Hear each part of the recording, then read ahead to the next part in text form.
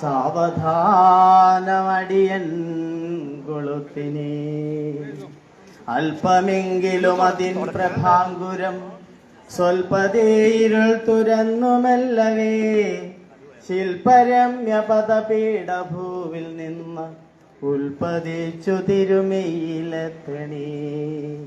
സ്ഥേമയാർന്ന മണിഭൂഷണത്തിലും തൂമനോജ്ഞ മലർമാല തന്നിലും ഹേമവിഗ്രഹമരീചി തേടുമീ കോമള പ്രഭ വിളങ്ങണീ വിഭോ. മാറ്റി നിൻമുഖരസം മറച്ചതിൽ പോറ്റി പുൽക്കരുത്തു ധൂമരേഖകൾ മാറ്റി അന്നമണിവാതിലൂടിഴും കാറ്റിലാടരുതതിൻ ശിഖാഞ്ചലം. ചീർത്തി തിന്നുള്ളി തെളിഞ്ഞു പൊങ്ങി നെയ് വാർത്തിടാകിലും എരിഞ്ഞു മേൽക്കുമേൽ നേർത്തദീശമിഴിയഞ്ചിടുന്ന നിൻ മൂർത്തി മുൻപു നിഴൽ നീങ്ങി നിൽക്കണേ. ഓം ഗുരുർ ബ്രഹ്മ ഗുരുർ വിഷ്ണു ഗുരുദേവോ മഹേശ്വര ഗുരു സാക്ഷാൽ പരബ്രഹ്മം തസ്മൈ ശ്രീ ഗുരവേ നമഃ.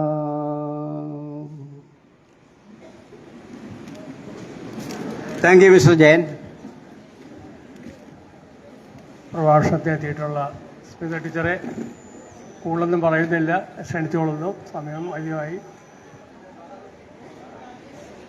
ഇവിടെ ഇന്ന് എത്തിച്ചേർന്നിട്ടുള്ള എല്ലാവർക്കും ഒറ്റ വാക്കിൽ സ്വാഗതം പറഞ്ഞുകൊണ്ട് ടീച്ചറെ പ്രഭാഷണം നടത്തുന്നതിന് വേണ്ടി ക്ഷണിച്ചുകൊള്ളു.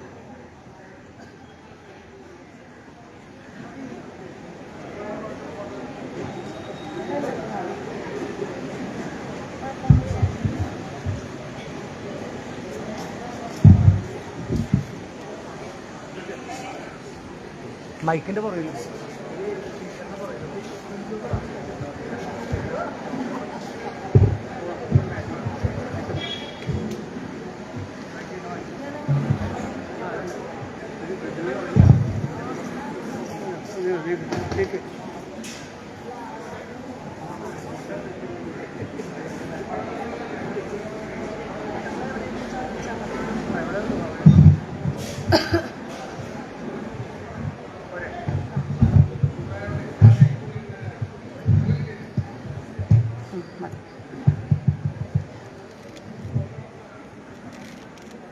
എല്ലാവർക്കും നമസ്കാരം. ഓം ശ്രീനാരായണ പരമഗുരവേ നമഃ. ശാന്തം സ്നേഹദയാപ്രവാഹം സൗമ്യം ലോകമഹാപ്രകാശം നിതാന്തം സുന്ദരപൂർണസ്വരൂപം സത്യം ജഗദ്ഗുരു ശ്രീനാരായണായ സത്യം ജഗദ്ഗുരു ശ്രീനാരായണായ.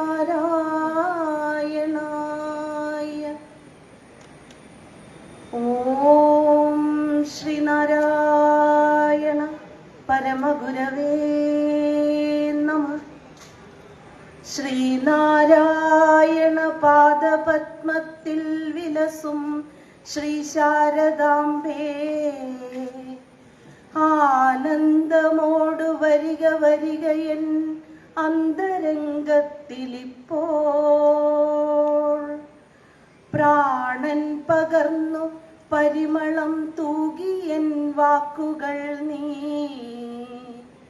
സാനന്ദമെന്നുടെ സഹജീവികൾക്ക് പാലമൃതായൊഴുകിടുകൻ വിശ്വമാതേ. ലോകം കിടന്നു വലയുന്നിതാ മോഹാന്ധകാരത്തിനാൽ ലാസ്യം കളഞ്ഞു തെളിച്ചിടുക ഗുരുവിൻ മൊഴിച്ചിന്തിൻ വിളക്ക്. കാണട്ടെ ലോകം നിറഞ്ഞു കവിയും വിലസും ഗുരുവിൻ മഹിമാവിതെല്ലാം. ആഴത്തിൽ മുങ്ങിയണയട്ടെ ഞങ്ങൾ ഗുരുവിൻ പദാന്തികത്തിൽ. വേറല്ല ചിത്തം ദേഹമിതു കാണും പ്രപഞ്ചം. വേറിട്ടു നിൽക്കാതെ വരിക വരിക മക്കളെ എന്ന് ഓതിടുകൻ ശാരദാംബൈ. ഓം ശ്രീനാരായണ പരമഗുരവേ നമഃ. വിദ്യയുടെ അധിഷ്ഠാന ദേവതയായ ശുദ്ധ വിദ്യാസ്വരൂപിണിയായ ശാരദാംബയ്ക്ക് പ്രണാമം. പ്രിയ ഗുരുനാഥന്റെ പാതാരവിന്ദങ്ങളിൽ സാഷ്ടാംഗ പ്രണാമം.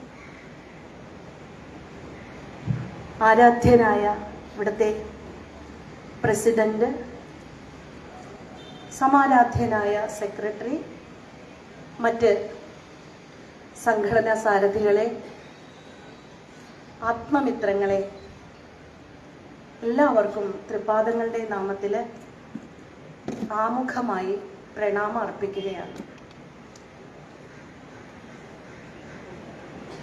സ്വാതന്ത്ര്യത്തിലേക്കുള്ള വഴി വിദ്യയാണെന്ന് പഠിപ്പിച്ച മഹാഗുരുവിൻ്റെ നാമത്തിൽ നാം ഇന്നിവിടെ ഒത്തുചേരുമ്പോൾ എല്ലാ ഭവനങ്ങളിലും ഹൃദയങ്ങളിലും ഈശ്വരാരാധന എത്തിക്കണമെന്ന ഗുരുവിൻ്റെ മഹത് സന്ദേശം കൂടിയാണ് അർത്ഥപൂർണമാകുന്നത്. ഗുരുവിൻ്റെ സച്ചരിതവും ദർശനവും ഓരോ ഹൃദയത്തോടും ചേർത്ത് വെച്ച് ഭഗവാന്റെ അനുഗ്രഹവും അറിവും നേടാനായി ശ്രമിച്ചുകൊണ്ടിരിക്കുന്ന ഇവിടത്തെ സാരഥികൾക്കും ആദരവോടുകൂടി ഇങ്ങനെ ഒരു വാക്കുകൾ കൊണ്ട് ഭഗവാനെ പൂജിക്കുവാൻ അവസരമൊരുക്കി തന്നതിനും, അതുപോലെ ഈ ഒരു മണ്ണിൽ വന്ന് ഭഗവാനെക്കുറിച്ച് പറയുവാനും എൻ്റെ ആത്മമിത്രങ്ങളെ കാണുവാനും ഒരിക്കൽ കൂടി തരുന്ന അവസരങ്ങളെല്ലാം എല്ലാത്തിനും തൃപാദങ്ങളുടെ നാമത്തിൽ പ്രാർത്ഥനയോടുകൂടി എല്ലാവർക്കും കൃതജ്ഞതയും പ്രകാശിപ്പിക്കുകയാണ് ഈ അവസരം. മഹാഭാഗ്യമാണ് വീണ്ടും വീണ്ടും വരാൻ പറ്റുന്നത്. അത്രയ്ക്ക് സ്നേഹമാണ്. വന്നു കഴിയുമ്പോൾ ഓരോരുത്തരും വന്ന് വിശേഷം പറയുമ്പോൾ ഒരിക്കൽ കൂടി കേൾക്കാമല്ലോ എന്നൊക്കെ പറയാം. അതൊക്കെയാണ് കിട്ടുന്ന അനുഗ്രഹങ്ങൾ. വേറെ എന്ത് നമുക്ക് നേടിയിട്ട് എന്തിനാ? നല്ല വാക്ക്, നല്ല സ്നേഹം, ഇതൊക്കെയാണ് ഗുരു നമ്മളുടെ സാന്നിധ്യം, ഗുരുവിന്റെ സാന്നിധ്യമാണ് വിളിച്ചറിയിക്കുന്നത്. ഇപ്പോ ഭാരത ഭൂഖണ്ഡത്തിൽ അവതരിച്ചിട്ടുള്ള മഹാ ആചാര്യന്മാരിൽ മഹാദാർശനികനും മഹർഷിയും വരേണ്യനായ കവി സാർവഭൗമനുമാണ് ശ്രീനാരായണ ഗുരുദേവൻ. ഗുരുവിന്റെ അമൃതവാണികളെ അനുസന്ധാനം ചെയ്തുകൊണ്ട് ജീവിതം നയിക്കുക എന്നത് മഹാപുണ്യമാണ്. 19-20 നൂറ്റാണ്ടുകളെ പ്രദീപ്തമാക്കിയും ഭാവന സുന്ദരമാക്കിയും നവഭാവനയുടെ ഏകലോക തത്വദർശനമാണ് ഗുരു വിഭാവന ചെയ്തത്. ലോകത്തിന്റെ ആത്മവിഹായസില് ആനന്ദത്തിന്റെ ആത്മപ്രഭ ചൊരിഞ്ഞുകൊണ്ട് പ്രകാശിക്കുന്നത് ശ്രീനാരായണ സൂര്യനാണ്. ആ ഭഗവാന്റെ ദർശനത്തിലേക്ക് നമുക്കും ഇറങ്ങിച്ചെല്ലണം. ആവഗ്നം വിലയം പ്രാപിക്കണം എന്നുണ്ടെങ്കിൽ എന്റേതെന്നും നിന്റേതെന്നുമുള്ള ആ ഭേദഭാവന വെടിഞ്ഞാൽ മാത്രം മതി. അതൊന്നും വെടിഞ്ഞു കിട്ടണം. എന്നാല് നമുക്കും ആ ദർശനത്തിൽ മുങ്ങിക്കുളിക്കാം എന്നാണ് ഗുരു നമ്മളെ പഠിപ്പിക്കുന്നത്. കവിയല്ലാത്തവൻ ഋഷിയല്ല, ഋഷിയല്ലാത്തവൻ കവിയുമല്ല. നാന്യർഷി കവിരിത്യുക്തം ഋഷീശ്ച കില ദർശനാത് ദർശനാത് വർണ്ണനാത് മാപിരൂഢ ലോകേക വിശ്രുതി എന്നാണ് പ്രമാണം. മഹർഷി അല്ലാത്തവൻ കവിയല്ല, കവിയല്ലാത്തവൻ ഋഷിയുമല്ല. ദർശനം കൊണ്ടാണ് കവിയാകുന്നത്. ദർശനം കൊണ്ടും വർണ്ണനം കൊണ്ടുമാണ് കവിയാകുന്നത്. അങ്ങനെയാവുമ്പോ നമ്മുടെ മഹാഗുരു സമ്പൂർണനായ കവിവര്യനും സമ്പൂർണനായ ഋഷിവര്യനുമാണെന്ന് മഹാഗുരുവിന്റെ കൃതികളെ എടുത്ത് സശ്രദ്ധം അനുസന്ധാനം ചെയ്യുന്ന മഹത്തുക്കൾ എന്നാണ് പറയുന്നത്, ഗുരുവിനെ കുറിച്ച് പഠിക്കുന്നവര്, വിവേകമതികൾക്ക് അത് അനുഭവവേദ്യമാകുന്ന സത്യമാണ്. മഹാഗുരുവിന്റെ ദർശനം, അതിന്റെ അനുഭൂതി വളരെ അനുഭൂതിദായകമായ അത്രയ്ക്ക് അനുഭൂതിയാണ് ഗുരുവിന്റെ ദർശനത്തെ കുറിച്ച് നമ്മൾ പഠിക്കുമ്പോൾ. ഗുരുവിന്റെ സത്യാനുഭൂതിയാണ് അഗമ്യമായ അന്ധപ്രേരണയാല് പുറത്തേക്ക് വന്നപ്പോൾ ഗുരുവിന്റെ ദർശനമായി മാറിയത്. ഈ ദർശനം മുഴുവനായിട്ടും അടങ്ങിയിരിക്കുന്നത് പോണേക്കരക്കാരോട് പറയേണ്ട ആവശ്യമില്ല, അവര് പഠിക്കുന്നവരാണ്. അതുകൊണ്ടിട്ട് ആ മഹത്തുക്കൾക്കറിയാം, അത് മുഴുവനും അറിയുന്നത് മഹാഗുരുവിന്റെ കൃതികളിലും മഹത് സന്ദേശങ്ങളിലുമാണ്. അത് ഇവിടെ പഠിക്കുകയും പ്രചരണം നടത്തിക്കൊണ്ടിരിക്കുന്ന ഒരു പുണ്യ ഗൃഹമാണ്, ഗേഹമാണ്, പുണ്യസ്ഥലമാണ് എന്നൊക്കെ നമുക്ക് പറയാം. ഓരോ വീട്ടിലും അതിൻ്റെതായ ആ നന്മ, ഗുരുവിന്റെ അനുഗ്രഹം അതിനാൽ ഉണ്ടാകും എന്നുള്ളതിൽ യാതൊരുവിധ സംശയവുമില്ല. അങ്ങനെ ആ മഹത് കൃതികളിലൂടെയാണ് ഗുരുവിന്റെ ആ ദർശനം ലോകത്തെ ആകമാനം അനുഗ്രഹിച്ചു കൊണ്ടിരിക്കുന്നത്. ഇന്ന് മഹാഗുരുവിന്റെ കന്യഅഞ്ചല്ലേ, മഹാസമാധി ദിനമാണ്. നമ്മൾ ശ്രീനാരായണീയര് അങ്ങനെ പറയും. കാരണം കലണ്ടറിലൊക്കെ എങ്ങനെയാണ് എഴുതി വെച്ചേക്കുന്നത് വെച്ചാല് സമാധി ദിനം എന്ന് മാത്രമേ ഉള്ളൂ അല്ലെ. ശരിക്കും പറഞ്ഞാല് നമുക്ക് ശ്രീനാരായണീയർക്കറിയാം ഇന്ന് ഗുരുവിന്റെ സമാധി ദിനം അല്ല. കന്യഅഞ്ച് മഹാഗുരുവിന്റെ മഹാസമാധി ദിനമാണ്. എന്തുകൊണ്ടാണെന്ന് വെച്ചാൽ ഗുരു എന്ന് സമാധിയായി എന്ന് പറയാൻ നമുക്ക് ആർക്കെങ്കിലും കഴിയൂ? സമാധിയും മഹാസമാധിയും തമ്മിലുള്ള വ്യത്യാസം നമുക്കറിയാം. എന്താണ് സമാധി എന്ന് പറഞ്ഞാൽ? ജീവൻ മുക്തന്റെ ഒരു അവസ്ഥയാണ്, ജീവിച്ചിരിക്കുമ്പോൾ തന്നെ വരുന്ന ഒരു അവസ്ഥ, കൊട്ടത്തേങ്ങ പോലെ. അതായത് നാം ശരീരമല്ല, അറിവാകുന്നു എന്ന പരമമായ ശുദ്ധമായ ബോധ സ്വരൂപൻ തന്നെയാണ് എന്ന് അറിഞ്ഞ് ജീവനോട് ഇരിക്കുമ്പോൾ തന്നെ ആ ദേഹിക്ക് കൈവരുന്ന ഒരു അവസ്ഥയാണ് സമാധി.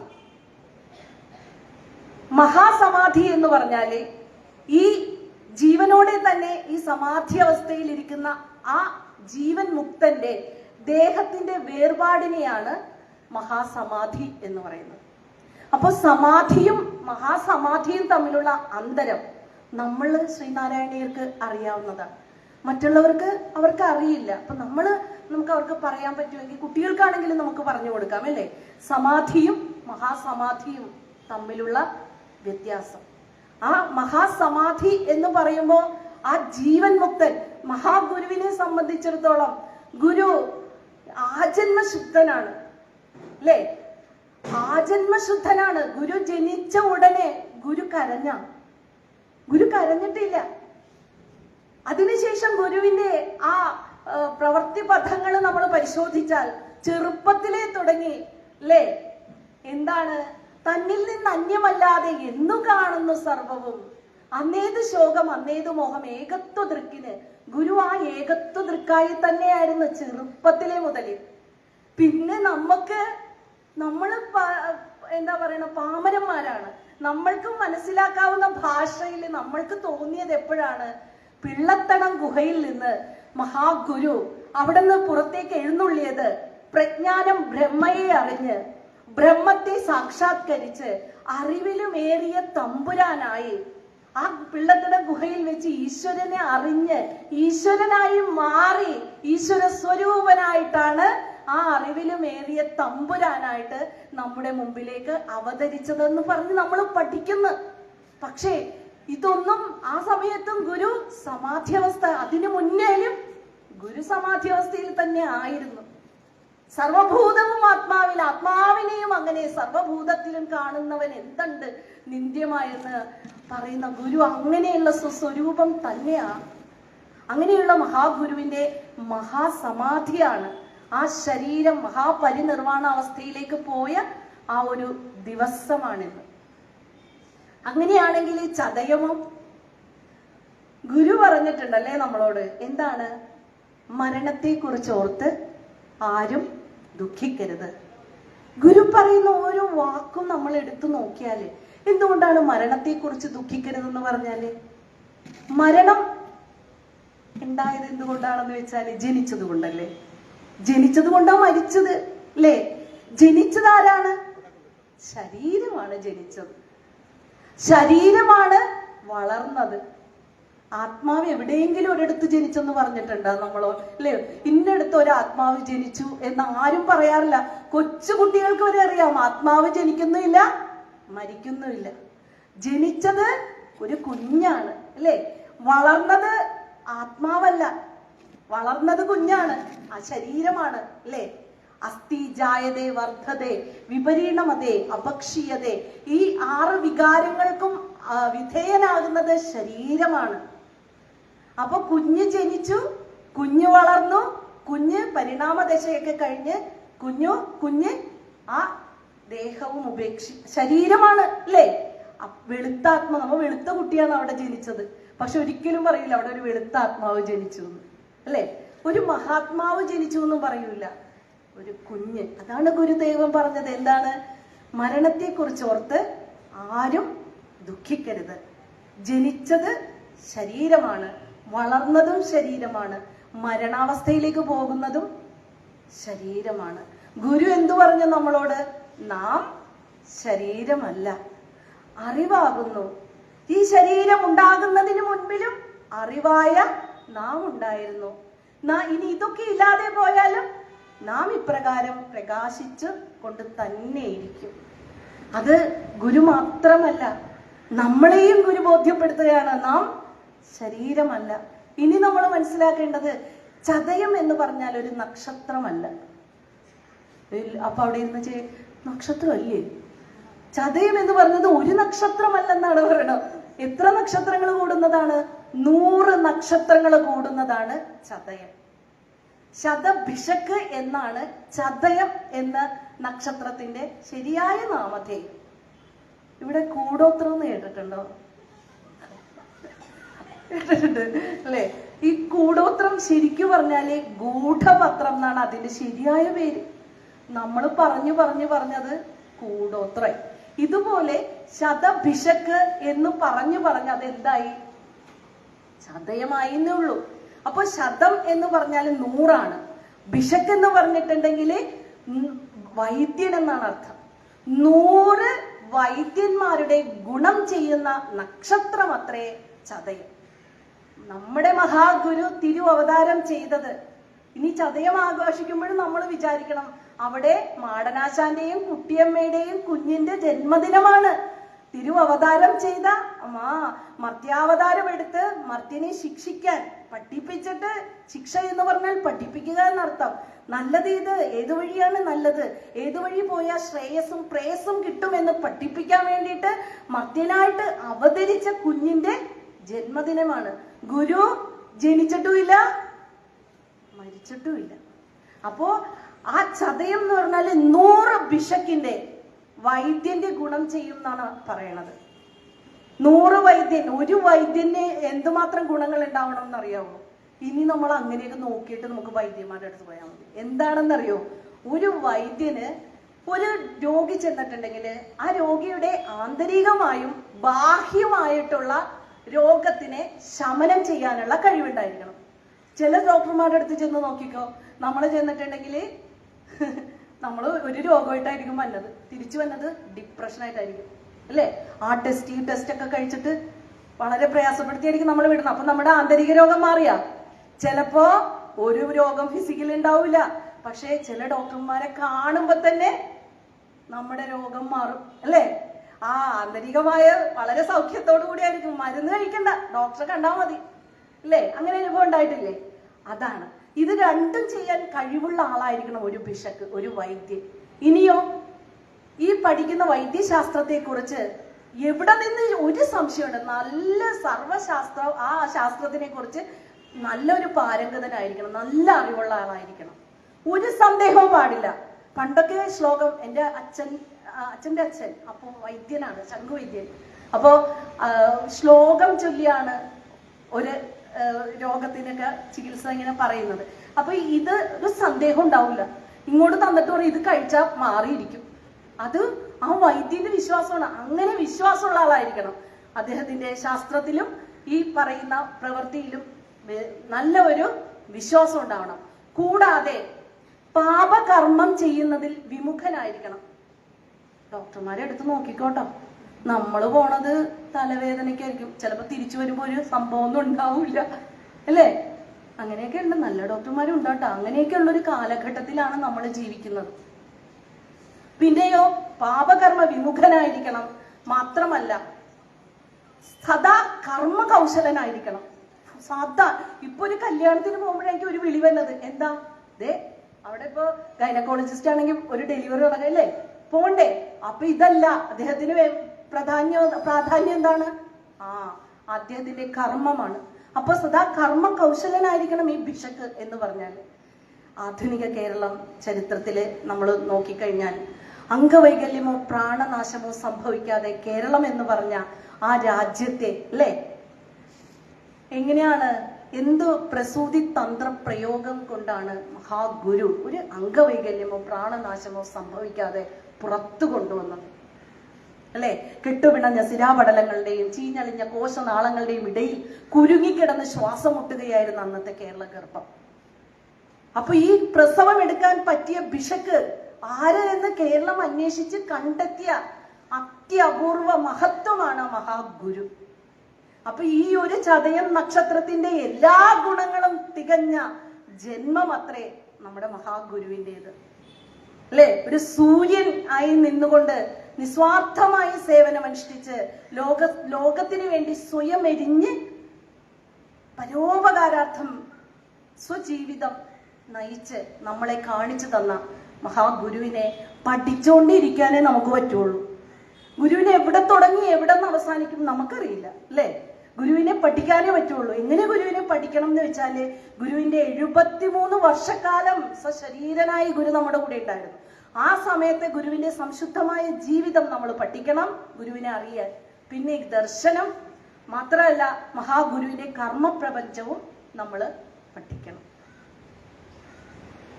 ഇപ്പോ മഹാസമാധിയോട് അനുബന്ധിച്ച് നമുക്ക് മഹാഗുരുവിന് ഉണ്ടായ ആ ദേഹപീഠകള് വേണമെങ്കിൽ ഗുരുവിനെ ഇതൊന്നും പക്ഷേ മർത്യനായി പിറന്ന് നമ്മളിങ്ങനെ ആലോചിക്കും, നമുക്കൊരു രോഗങ്ങളോ അല്ലെങ്കിൽ എന്തെങ്കിലും ഇത് വരുമ്പോ ഗുരു എന്തോരം വിഷമം, ഇല്ലേ?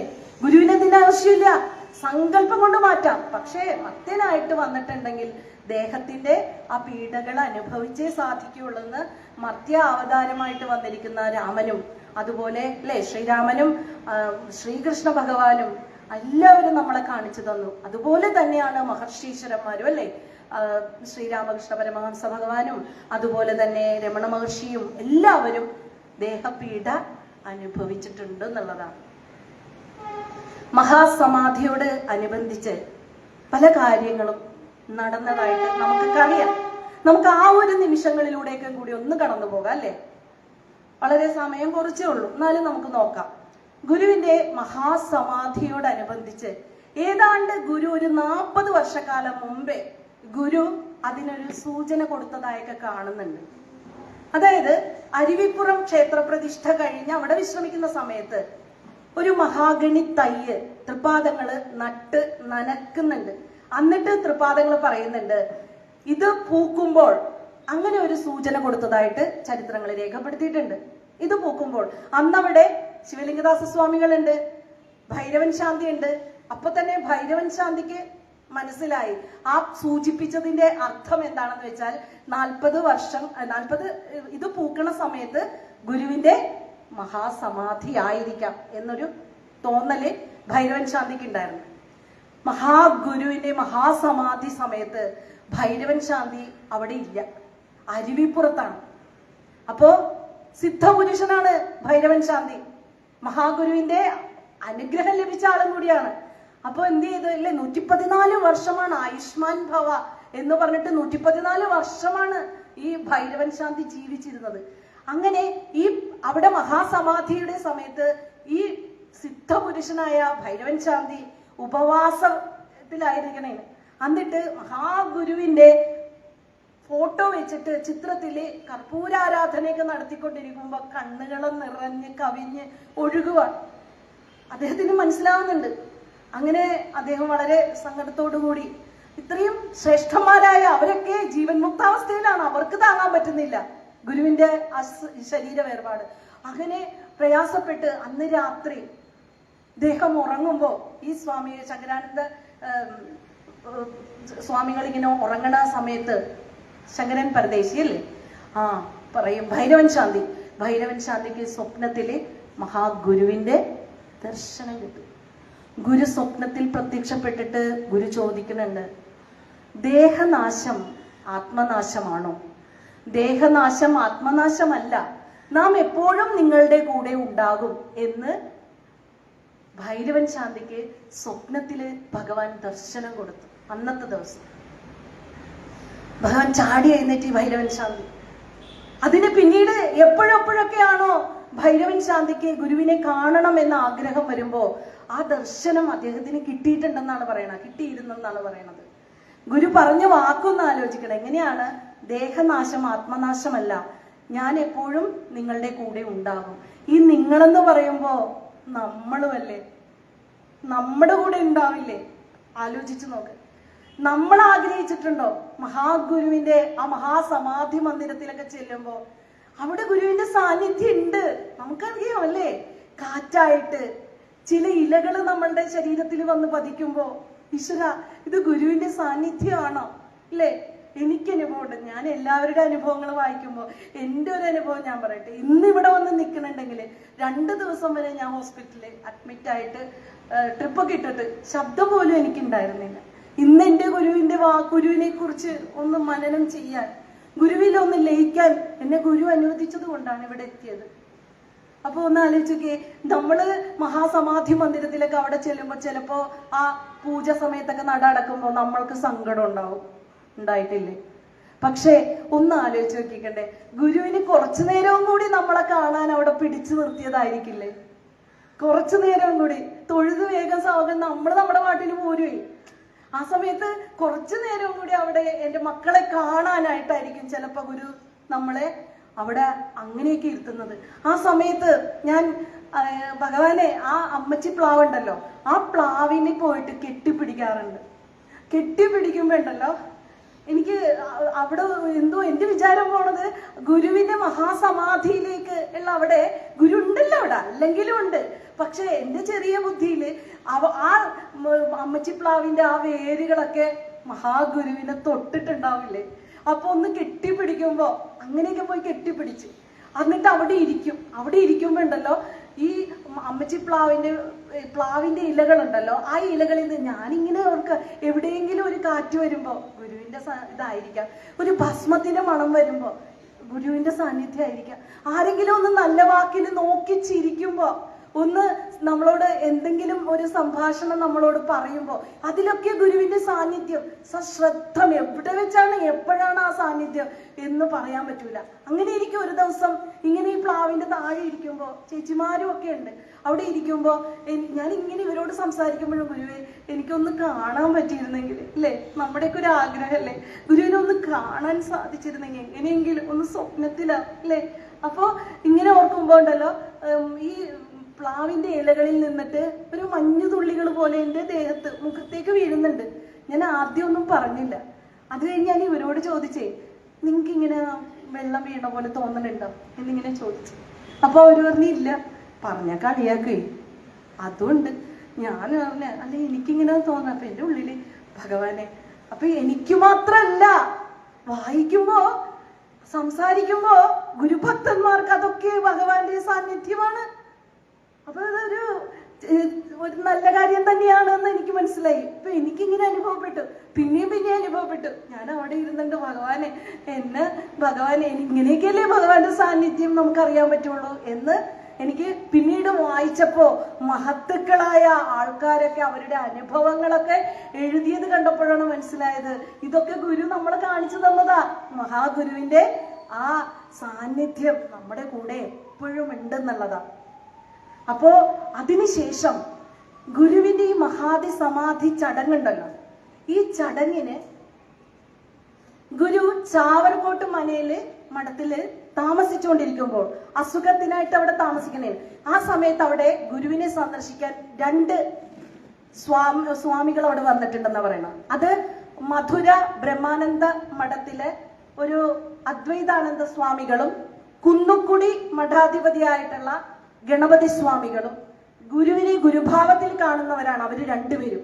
അവിടെ ഈ ചാവർകോട്ട് മനയിൽ അവിടെ ഗുരുവിനെ സന്ദർശിച്ചപ്പോൾ ഗുരു പറഞ്ഞേ, അവര് വന്നപ്പോൾ നമ്മുടെ കാര്യങ്ങളെല്ലാം നോക്കിക്കൊള്ളണം എന്ന് പറഞ്ഞ് അവരോട് ഏർപ്പാട് ചെയ്തിട്ടുണ്ട്. ഗുരുവിന്റെ മഹാസമാധി ദിവസം ഇവര് മദ്രാസിൽ നിന്ന്, തമിഴ്നാട്ടിൽ നിന്ന് ആ സമയത്ത് ഈ 2 ആചാര്യന്മാരും ഈ 2 പേരും സ്വാമികളും അവിടെ ഈ ശിവഗിരി മഠത്തില് എത്തിയിരുന്നെന്നുള്ളതാണ്. ഇവരുടെ മേൽനോട്ടത്തിലാണ് മഹാസമാധി ചടങ്ങ് നടന്നത്. അപ്പൊ ഗുരുവിന്റെ ആ സങ്കല്പ ശക്തി ഒന്ന് ആലോചിച്ച് നോക്കിയേ. അന്ന് പറഞ്ഞിട്ടുണ്ടായിരുന്നു അവർക്ക് എന്നറിയാം മഹാസമാധി എന്നാണെന്ന്. ഇന്നുപോലെ ഫോൺ ചെയ്യാൻ സൗകര്യമുണ്ടോ? അവരവിടെ വന്നിരുന്നെന്നുള്ളതാണ്. ഇവരുടെ കൂടി ഗുരുവിന്റെ ശിഷ്യന്മാരുടെ മാത്രമല്ല ഈ സ്വാമികളുടെ 2 പേരുടെയും കൂടി മേൽനോട്ടത്തിലാണ് മഹാസമാധി ചടങ്ങുകൾ ആരംഭിച്ചതും അവരുടെ മേൽനോട്ടത്തിലാണ്. ഇതൊക്കെ നമുക്ക് അറിയുമ്പോ ആ ഗുരു എപ്പോഴോ എല്ലാ കാര്യങ്ങളും കണക്കുകൂട്ടി വെച്ചിട്ടുണ്ടായിരുന്നു അല്ലേ? പിന്നെ ഈ മഹാസമാധി മന്ദിരത്തിൽ തൊഴുതു നിൽക്കുമ്പോ ആ മഹാസമാധി മന്ദിരത്തിന്റെ ഉയരം 73 അടിയാണ്. മഹാഗുരുവ് 73 വർഷമാണ് സശരീരനായിട്ട് നമ്മളോടൊപ്പം ഉണ്ടായത്. ആ 73 അടി ഉയരത്തിലാണ് ഈ മഹാസമാധി മന്ദിരം സ്ഥാപിതമായിരിക്കുന്നത്. ഗുരു ഇതിന് ശിലാസ്ഥാപനം നടന്നത് അവിടെ ഒരു മതപാഠശാലയ്ക്കാണ് ശിലാസ്ഥാപനം ഇട്ടത്, ശരിയല്ലേ? പക്ഷേ അവിടെ ഒരു കാശി വൈദ്യൻ, അന്ന് കാശിയിലുള്ള ഒരു സിദ്ധൻ, കാശി സിദ്ധനായിട്ടുള്ള ഒരാൾ അവിടെ വന്നപ്പോ അദ്ദേഹം പറഞ്ഞു, ഇവിടെ എന്താണ് ഈ ചടങ്ങ് നടത്തുന്നത് എന്ന് ചോദിക്കുമ്പോ അവിടെ ഗുരുവിന്റെ ശിഷ്യന്മാർ പറയും, ഇത് ഒരു ബ്രഹ്മവിദ്യാലയത്തിന്റെ ശിലാസ്ഥാപനമാണ്. പക്ഷെ ആ കാശി വൈദ്യം പറഞ്ഞു, അവിടെ നടക്കാൻ പോകുന്നത് ഇത് ഒരു മതപാഠശാലയുടെ ശിലാസ്ഥാപനമല്ല, അവിടെ നടക്കാൻ പോണത് ഒരു മഹായോഗിയുടെ മഹാസമാധി മന്ദിരമാണ് അവിടെ വരാൻ പോണേന്ന് പറഞ്ഞു. ഇതെന്താ? ഗുരു ഒന്നും മിണ്ടിയില്ല. അപ്പൊ അതിൽ കുസൃതിയായിട്ടുള്ള ഒരു കേശവൻ വേദാന്തി ഗുരുവിനോട് ചോദിക്കും, ഗുരുവേ അവിടുന്ന് പറഞ്ഞില്ലേ 5 ലക്ഷം രൂപ വേണ്ടി വരുമെന്ന് അന്ന് ഗുരു കണക്കെടുത്ത് അതിന് ആ ബ്രഹ്മവിദ്യാലയത്തിന്. ഈ ഗുരു ശരീരനായിരിക്കുമ്പോ ഈ 5 ലക്ഷം ഉണ്ടാക്കാൻ എന്തു പാടാണ്, ഇനി ഗുരുവിന് ഇല്ലാതെയാകുമ്പോ ഇതെങ്ങനെ ഉണ്ടാകും എന്ന് ചോദിക്കും. എന്തും ചോദിക്കാനുള്ള കുസൃതിക്കാരായിട്ടുള്ള കുട്ടികളൊക്കെ ഉണ്ടാവുമല്ലോ, അതുപോലത്തെ ഒരു എന്തിനും ഒരു സ്വാതന്ത്ര്യം കൊടുത്ത ഒരു കുട്ടിയായിരുന്നു. അപ്പോ ഗുരു പറയും, നാം അതൊരാളെ കൊണ്ട് ചെയ്യിക്കും, നിങ്ങളൊന്നും പേടിക്കണ്ട, നാം അതൊരാളെ കൊണ്ട് നടത്തിക്കും എന്ന് പറഞ്ഞു. അങ്ങനെയാണ് അത് പറഞ്ഞ പോലെ മഹാഗുരുവിന്റെ മഹാസമാധി മന്ദിരമായിട്ട് MP മൂത്തേടം എന്ന് പറഞ്ഞ ഒരു ധനികൻ, അദ്ദേഹം ഒരിക്കൽ ഗുരുവിനെ കാണാൻ ചെന്നപ്പോൾ വെള്ളി നാണയങ്ങളുമായിട്ടാണ് ചെന്നത്. ഗുരു അതിൽ നിന്ന് 2 വെള്ളി നാണയം എടുത്ത് തിരിച്ച് ആർക്ക് കൊടുക്കും?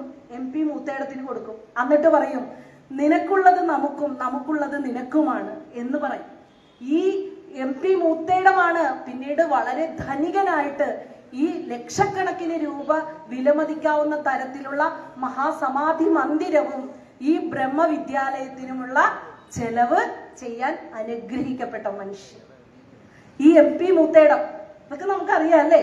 കൂടാതെ ഇനിയും അതിനകത്ത് വേണ്ട വേറൊരു കാര്യം, അവിടെ മഹാസമാധി മന്ദിരത്തിന് മുന്നിൽ നമ്മൾ നിന്ന് തൊഴുമ്പോ അവിടെ ഒരു വിഗ്രഹം ഇരിപ്പില്ലേ, നമ്മളെ നോക്കി പുഞ്ചിരിച്ചു കൊണ്ടിട്ട്. ഈ വിഗ്രഹത്തിനും കൊണ്ടൊരു കഥ. ഈ വിഗ്രഹം നിർമ്മിച്ചത് ബനാറസിലാണ്. ആ ബനാറസിലെ പ്രൊഫസർ മുഖർജി എന്ന് പറഞ്ഞ ആളാണ്. അദ്ദേഹമാണ് ഈ നമ്മുടെ ഈ സമാധി മന്ദിരത്തിൽ ഇരിക്കുന്ന ആ വിഗ്രഹം പണിതത്. അദ്ദേഹത്തിന്റെ അടുക്കെ മോഡല് കൊടുക്കാൻ ചെല്ലുവേ. മോഡല് കൊടുത്തിട്ട് 3 വർഷക്കാലമായിട്ട് നിരന്തരം ഇദ്ദേഹം ഗുരുവിന്റെ ഈ പ്രതിഷ്ഠയ്ക്ക് വേണ്ടി വിഗ്രഹം നിർമ്മിക്കാൻ വേണ്ടി പാടുപെടുക. പക്ഷേ നടക്കണില്ല. കൊടുത്ത മോഡലുകളിൽ പോലും ഒന്നും ഗുരുവിനെ ചെയ്യാൻ ഇദ്ദേഹത്തിന് പറ്റാതെയായി. പ്രൊഫസറാണ്, അത്യന്തം വളരെ എന്താ പറയണ എല്ലായിടത്തും പ്രശസ്തനായ ഒരു ശില്പിയാണ്. പക്ഷെ എന്നിട്ടും ഇദ്ദേഹത്തിന് ഇത് ചെയ്യാൻ പറ്റുന്നില്ല. അങ്ങനെ ഒരു 3 വർഷം കഴിഞ്ഞിട്ട് വീണ്ടും പ്രവർത്തകര് വീണ്ടും ഒരു മോഡൽ അയക്കും. വാരണാസിയിലേക്ക്. എന്നിട്ടും ഇദ്ദേഹത്തിന് ചെയ്യാൻ പറ്റിയില്ല. ലാസ്റ്റ് 1965 ശ്രീനാരായണ തീർത്ഥസ്വാമികള് നേരിട്ട് വാരണാസിയിലേക്ക് ചെന്നിട്ട് പറയും, ഇനിയും താമസിക്കാൻ പറ്റില്ല, ഈ വിഗ്രഹം ഉടനെ ഉണ്ടാക്കി തന്നെ എന്ന് പറഞ്ഞിട്ട് ഈ ശ്രീനാരായണ തീർത്ഥസ്വാമികൾ മോഡലുമായിട്ട് ചെല്ലും. പക്ഷെ ഇദ്ദേഹം എത്ര ശ്രമിച്ചിട്ടും സാധിക്കുന്നില്ല. ലാസ്റ്റ് ഈ കലാകാരൻ ഗുരുവിന്റെ മുൻപിൽ പറയും, ഞാൻ ഇനി ഇതൊക്കെ നിർത്തി, എനിക്കിനി എന്തിനാണ്, അസൂയാർഹമായ രീതിയിലുള്ള നേട്ടമാണ് ഇത്രയും കാലം ഞാൻ കൈവരിച്ചത്. എനിക്ക് അത്രയും നല്ല രീതിയിലുള്ള പണം എനിക്കിതിലൂടെ കിട്ടിയിട്ടുണ്ട്. എന്നിട്ടും എനിക്ക് ഗുരു അവിടുത്തെ ഈ പ്രതിഷ്ഠയ്ക്കുള്ള വിഗ്രഹം നിർമ്മിക്കാൻ എനിക്ക് സാധിക്കുന്നില്ലല്ലോ. അപ്പൊ അദ്ദേഹം ശ്രീനാരായണ തീർത്ഥസ്വാമികളോട് പറയും, സ്വാമികളെ, ചിലപ്പോൾ എന്റെ ഭക്തിപാരവശ്യം കൂടിപ്പോയിട്ടായിരിക്കാം. നമുക്കങ്ങനെയല്ലേ, ഭക്തിപാരവശ്യം കൂടിപ്പോയാൽ ചിലപ്പോൾ ഒന്നും സംസാരിക്കാൻ പറ്റില്ലല്ലേ. ഞാൻ ചിലപ്പോൾ അങ്ങനെ അത് കാരണം പിന്നെ അത്രക്ക് ഭക്തിയിലേക്ക് ഭഗവാനെ എന്ന് പറഞ്ഞ് വിളിച്ച് താഴ്ത്തുക എന്ന് വെച്ചാൽ ഒന്നും മിണ്ടാൻ പറ്റില്ലേ, ഒന്നും മിണ്ടാൻ പറ്റില്ല. കണ്ണീന്ന് വെള്ളം എന്തൊക്കെയോ ഉള്ളിന്ന് പറയാം, പക്ഷെ എനിക്കൊന്നും പറയാൻ പറ്റില്ല. അപ്പൊ ശരിക്കും അദ്ദേഹത്തിനും അതുകൊണ്ടായിരിക്കാം എന്ന് അദ്ദേഹം പറയണേണ്. ഞാൻ തോറ്റുപോയെന്ന് പറയും. ശ്രീനാരായണ തീർത്ഥസ്വാമികള് നിരാശനായിട്ട് അദ്ദേഹത്തെ തട്ടി പറയും, ഒന്നുകൂടി ശ്രമിച്ചു നോക്കൂ എന്ന് പറയും. അങ്ങനെ അന്നത്തെ രാത്രി ശ്രമിക്കാൻ പറ്റുന്നില്ല. ആള് ഭഗവാന്റെ മുമ്പിൽ തൊഴുത് പറയും, ഇനി എനിക്ക് സാധിക്കുന്നില്ല, ഞാൻ ഇതെല്ലാം നിർത്താൻ പോണേണ് എന്ന് പറഞ്ഞ് കിടന്നുറങ്ങും. അങ്ങനെ കിടന്നുറങ്ങുമ്പോണ്ടല്ലോ രാത്രി കൃത്യം 2 മണിയായപ്പോ ഗുരു തലോടുന്നത് പോലെ ഇദ്ദേഹത്തിന് അനുഭവപ്പെട്ടു എന്നുള്ളതാണ്. അങ്ങനെ തലോടി കഴിഞ്ഞപ്പോ ഇദ്ദേഹം എഴുന്നേറ്റപ്പോ സ്വപ്നത്തിലാണ്. എഴുന്നേറ്റപ്പോൾ ഗുരു മുൻപിൽ നിൽക്കുകയാണ് മൃദുമന്ദഹാസത്തോടെ, മൃദുമന്ദഹാസത്തോടു കൂടി ഗുരു ഇദ്ദേഹത്തിന്റെ മുമ്പിൽ നിൽക്കുകയാണ് സ്നേഹത്തോടെ. അങ്ങനെ വളരെ തെളിഞ്ഞാണ് നിൽക്കണതെന്നാ പറയണ. ഗുരുവിന്റെ ആ നെറ്റിത്തടോ അല്ലെ, അതുപോലെ ഗുരുവിന്റെ ചുണ്ടും എല്ലാം ഈ മുഖർജിക്ക് തെളിഞ്ഞു കാണാന്നാ പറഞ്ഞാല്. നമുക്ക് കുമാരനാശൻ നമ്മൾ പഠിപ്പിച്ചു തന്നിട്ടില്ല എന്താണ് ഗുരുവിന്റെ ആ മുഖം? ചിന്താർമങ്ങും മുഖം ചേതന നയനയുഗം ചാരുനെറ്റിത്തടം നൽപൊൻതാരിൻ കാന്തി പൊങ്ങും പ്രഭയൊടു പുരുരോമാളിയാളുന്ന ഭൂമി ചന്തത്തിൽ ജാനുവോളം വരുമരിയ കരാബ്ജങ്ങളും തുങ്കഭക്ത്യാ ചിന്തിച്ചുള്ളത്തിലേന്തി ഗുരുചരണയുഗം സന്തതം ഞാൻ തൊഴുന്നേൻ. അങ്ങനെ മുഖർജിയും ഭഗവാന്റെ തൃപാദങ്ങളിൽ തൊഴുത് ഭക്തിപാരവശ്യത്താൽ എന്ത് ചെയ്യണമെന്നറിയാതെ പെട്ടെന്ന് കണ്ണു തുറക്കും.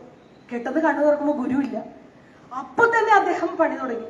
മോഡല് കിട്ടി, ആ നെറ്റിത്തടവും ആ ചിരിയും എല്ലാം ഗുരുവിന്റെ മൂക്കും ഒക്കെ അദ്ദേഹത്തിന് ചെയ്യാൻ പറ്റി എന്നുള്ളത്. പിറ്റേ ദിവസം ശ്രീനാരായണ തീർത്ഥസ്വാമികൾ അന്തിച്ചു പോയി. ഇന്നലെ വരെ പോയപ്പോ ഇങ്ങനെ ഇരുന്നേച്ച ആള് ഇപ്പൊ മോഡൽ ഉണ്ടാക്കി വെച്ചേക്കണം. അത്രയ്ക്ക് ഭഗവാന്റെ അനുഗ്രഹം, അതിനൊരു ഉറപ്പാണ് നമ്മുടെ കൂടെ ഗുരു ഉണ്ട് എന്നുള്ളത്. ഗുരു ദർശനം നമുക്ക് കിട്ടും എന്നുള്ളതാണ്. ഇതുപോലെ തന്നെയല്ലേ ഭാർഗവ വൈദ്യൻ ഉണ്ടായ അനുഭവം അല്ലേ? ഭാർഗവ വൈദ്യനെ കുറിച്ചൊക്കെ കേട്ടിട്ടുണ്ട് നമ്മളല്ലേ? അദ്ദേഹം ഗുരുവിന്റെ കൂടെ ചെറുപ്പത്തില് 17 വർഷക്കാലം ഗുരുവിന്റെ കൂടെ ഉണ്ടായിരുന്നതാണ്. ആ ഗുരു ഒരു ദിവസം കുളിക്കുന്ന സമയത്ത് എണ്ണ വെട്ടിക്കൊടുക്കണ ഭാർഗവ വൈദ്യരാണ്. അപ്പൊ ഈ മാന്തളിര് പോലെയുള്ള ആ ദേഹത്ത് പെട്ടെന്നൊന്ന് മുണ്ടു മാറുമ്പോ കറുത്ത പാട് പൃഷ്ഠഭാഗത്ത് അയ്യോ എന്ന് പറഞ്ഞ് ഞെട്ടും ഭാർഗവൻ. എന്താ പ്രഭു എന്നാ ചോദിക്കണം. അപ്പൊ ഇതെന്താണ്? അതെ, പിള്ളത്തട ഗുഹയ്ക്ക് അറിയാൻ പാടുള്ളൂ അതിന്റെ കഥ. അത്രയ്ക്ക് തപശ്ചര്യ ജീവിതം അനുഷ്ഠിച്ച മഹാഗുരുവിന്റെ ആ കഥ. അതുപോലെ ഭാർഗവ വൈദ്യര് ഗുരു പറഞ്ഞത് ഭാർഗവ നീ വൈദ്യം പഠിക്കണം എന്നാ. പക്ഷേ ഗുരുവിന്റെ ആ ശരീര വേർപാടില് മഹാസമാധിക്ക് ശേഷം വ്രണിത ഹൃദയനായിട്ട് പാവം ഭാർഗവനെ അവിടെ നിന്ന് പോരേണ്ടി വന്നു. ഒന്നും ആയിട്ടില്ല, വൈദ്യവും പഠിച്ചിട്ടില്ല. അങ്ങനെ ഇദ്ദേഹം പാവം രാത്രിയില് വീട്ടിൽ ചെല്ലുമ്പോ 17 വർഷങ്ങൾക്ക് മുമ്പ് പോകുന്നതല്ലേ. അവിടെ രാത്രിയിലേക്ക് ഉറങ്ങാൻ കിടക്കുന്നത് പുറത്താണ്. കട്ടിലിൽ അച്ഛനും അമ്മയും കിടക്കുകയാണ്. ആ പാവം കട്ടിലിന്റെ അകത്ത് ഭഗവാന്റെ അച്ഛന്റെ അമ്മയുടെ കാല് തൊട്ടപ്പോ അച്ഛനും അമ്മയെ കൊടുത്ത് എന്തെങ്കിലും നായൊക്കെ ആരെങ്കിലും ആയിരിക്കും ഇപ്പൊ എന്ന് പറഞ്ഞാൽ അതുകൂടിയായപ്പോ ഈ പാവം ഇതിന് വല്ലാത്ത ഗുരുവിനല്ല, ഗുരുവിന്റെ ശരീരവും സശരീരനായിട്ട് ഇല്ല, എന്ത് ചെയ്യണമെന്ന് അറിയില്ലാത്ത ഒരവസ്ഥ. നമുക്കൊന്ന് ആലോചിച്ച് നോക്കി, അത്രയും നാളെ ഗുരു ഉണ്ടായിരുന്നേ. അങ്ങനെ ആള് വളരെ സങ്കടപ്പെട്ട് സങ്കടത്തിനോടുകൂടി ട്രെയിൻ പോകുന്ന റെയിൽവേ പാളത്തിൽ ഇനി മതി, ജീവിതം അവസാനിപ്പിച്ചേക്കാമെന്ന് പറഞ്ഞിട്ട് ആ പാവം കുട്ടി ആ റെയിൽവേ പാളത്തിന് തല ചേർത്ത് വെക്കുമ്പോ പെട്ടെന്ന് ഭൃഗു എന്ന് പറഞ്ഞൊരു ഒച്ച കേട്ടെന്നാ പറയാം. പിന്നീട് ഒന്നും ഓർമ്മയില്ല. പിന്നെ ഓർമ്മ വരുമ്പോ കാണുന്നത് കമ്മ്യൂണിസ്റ്റ് പച്ചക്കറികൾക്ക് ഇടയില് കാട്ടില് കുറ്റിക്കാട്ടില് കിടക്കുക ഭാർഗവൻ വൈദ്യൻ. പിന്നീടാണ് വൈദ്യം പഠിച്ച് പ്രൊഫസർ വരെ ആയി ഭാർഗവൻ വൈദ്യൻ. ഇതൊക്കെയാണ് ഗുരുവിന്റെ ആ സാന്നിധ്യം. നമ്മൾക്ക് എവിടെയൊക്കെ ഇപ്പൊ നമ്മുടെ അടുത്ത് നമ്മള് 2-3 കാര്യം പറയാൻ മറന്നുപോയി. മഹാഗുരുവിനെ പറ്റി പറയുന്ന ഇടങ്ങളിലെല്ലാം മഹാഗുരുവിനെ ശ്രവിക്കാൻ, ശരീരമില്ലാതെ കുതൂഹലതയോടെ സാമൂഹ്യം ശ്രവിക്കാൻ ഗുരുവിന്റെ ശിഷ്യഗണങ്ങൾ എത്തിയിട്ടുണ്ടാവും അല്ലെ?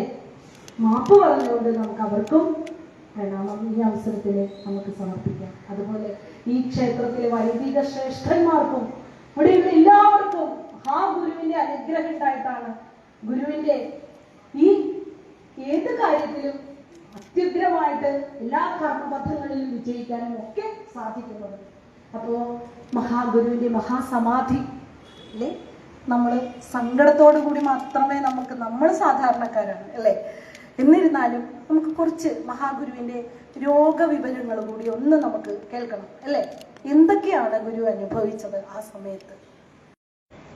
ടി.കെ. മാധവന്റെ സംഘടനാ പാഠവത്തില് 50,000 അംഗങ്ങളെ ചേർത്തുകൊണ്ട് 108 ശാഖാ യോഗങ്ങൾക്കുള്ള സർട്ടിഫിക്കറ്റ് ഗുരുവിന്റെ തൃക്കരങ്ങൾ കൊണ്ട് തന്നെ ഗുരുവിന് കൊടുക്കാൻ, അന്ന് അത് അവസാനമായിട്ട് ഗുരു ചെയ്ത പങ്കെടുത്ത ചടങ്ങാണത്.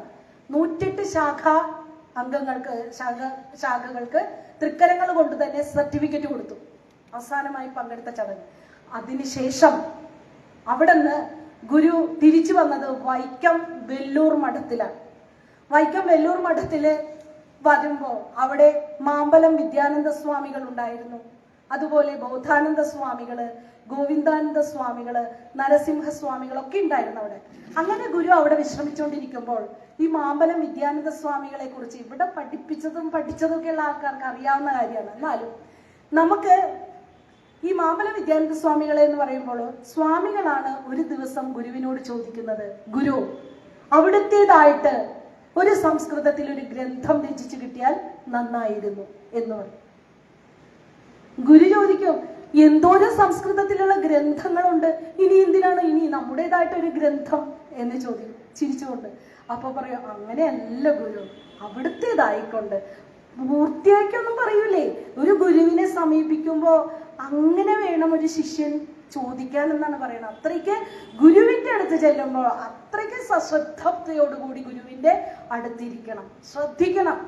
നിത്യ വിവേകദോഹി നിതരാം നിർവേദമാപദ്യ സദ്വിദ്വാൻ അത്ര ശമാധി ഷട്കലസിതഃ സ്യാന്മുക്തി കാമോ ഭുവി പശ്ചാത് ബ്രഹ്മവിദുത്തമം പ്രണതി സേവാദ്യൈ പ്രസന്നം ഗുരും പൃച്ഛേത് കോഹമിതം കുതോ ജഗദിതി സ്വാമിൻ വദത്വം പ്രഭോ.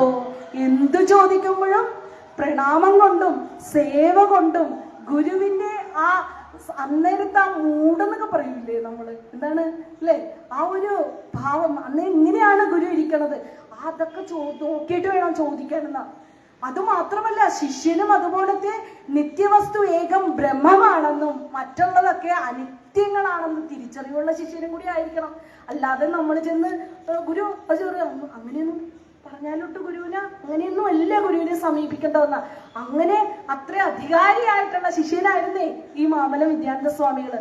അങ്ങനെ ചെന്നിട്ട് ചോദിക്കണം. മഹാപണ്ഡിതനായിരുന്നു, 4ഓളം ഭാഷകൾ കൈകാര്യം ചെയ്തിരുന്ന സംസ്കൃത പണ്ഡിതനാണ്. അദ്ദേഹമാണ് ചോദിക്കണം ഗുരുവിൻ്റെതായിട്ടൊരു പുസ്തകം. അങ്ങനെ അപ്പൊ ഗുരു ചോദിക്കും, ഓഹോ അങ്ങനെ വേണമോ, എന്നാൽ നാം പറഞ്ഞു തരാം എഴുതിയെടുക്കാമോ? അപ്പോ എന്താ വിദ്യാനന്ദ സ്വാമികൾ പറഞ്ഞത്? അവിടത്തെ അനുഗ്രഹമുണ്ടെങ്കിൽ എഴുതിയെടുക്കാം, അതാണ് പ്രീതിക്കാളാകിലോരാതഖില മഹിമയും ഭൂതിയും നൽകുമേതോ ചൈതന്യം പൂണ്ടും അപ്രീതിയിൽ അപജയമുണ്ടാക്കിയും നിൽക്കയാലേ ഏതിനും മൂലമല്ലോ ഗുരുകൃപയതിനാൽ ഭുക്തിയും മുക്തിയും മേൽ സാധിപ്പാനോർത്തു നാരായണ ഗുരുചരണയുഗം സന്തതം ഞാൻ തൊഴുന്നേൻ എന്ന് കുമാരനാശാൻ പാടി അല്ലെ. അങ്ങനെയാണ് ഗുരുവിനെ സമീപിച്ച് ചോദിച്ചത്. അങ്ങനെ ഗുരു അനുവാദം കൊടുത്തു, അനുഗ്രഹിച്ചു. അങ്ങനെ എഴുതി കൊടുത്തതാണ് നമുക്ക് കിട്ടിയ ഏതാണ് ദർശനമാല എന്ന മഹത്തായ കൃതി. ആ മഹത്തായ കൃതിക്ക് വെല്ലൂർ മഠത്തിൽ ചെന്നപ്പോ ഈ നമ്മുടെ മാമല വിദ്യാനന്ദ സ്വാമികൾ അതിനൊരു വ്യാഖ്യാനം ചമച്ചു, ഗുരുവിനെ കൊണ്ടേ കാണിച്ചു. ഗുരു, ഞാൻ ഒരു വ്യാഖ്യാനം ചമച്ചിട്ടുണ്ടെന്ന് പറഞ്ഞു. ഓ ഭഗവാനെ, അതീവ സന്തോഷമാണോ തോന്നിയത്. സർഗധനനായ ശിഷ്യന്റെ വാഗ്വിലാസം അതിലൂടെ കണ്ടപ്പോ ഗുരുവിന് സന്തോഷം തോന്നിയിട്ട് ഗുരു അപ്പൊ തന്നെ ആ വെല്ലൂർ മഠത്തിൽ വെച്ച് ഈ വ്യാഖ്യാനത്തിന് ദീധിതി എന്ന ഒരു നാമകരണവും ചെയ്തു കൊടുത്തു. അവിടെ വെച്ചാണ് കേട്ടോ, വെല്ലൂർ മഠത്തിൽ വെച്ച്. നമുക്ക് ഗുരുവിനെ കൂടി സഞ്ചരിക്കാം. വെല്ലൂർ മഠത്തിൽ നിന്ന് അവിടെ ഇതൊക്കെ ചെയ്തു കഴിഞ്ഞിട്ട് അവിടെ നമ്മൾ പറഞ്ഞില്ലേ ബോധാനന്ദ സ്വാമികൾ, ഗോവിന്ദൻ സ്വാമികൾ എല്ലാവരും ഉണ്ട്. ഗുരു മൂത്രമൊഴിക്കാൻ പോയി. മൂത്രമൊഴിക്കാൻ പോയിട്ട് വരാൻ താമസിച്ചു. ശിഷ്യന്മാർ ചോദിക്കുന്നുണ്ട് ഇത്ര നേരമായല്ലോ. അപ്പൊ ഗുരു വന്നപ്പോ ചോദിക്കും, ഗുരു കുറച്ച് താമസിച്ചല്ലോ.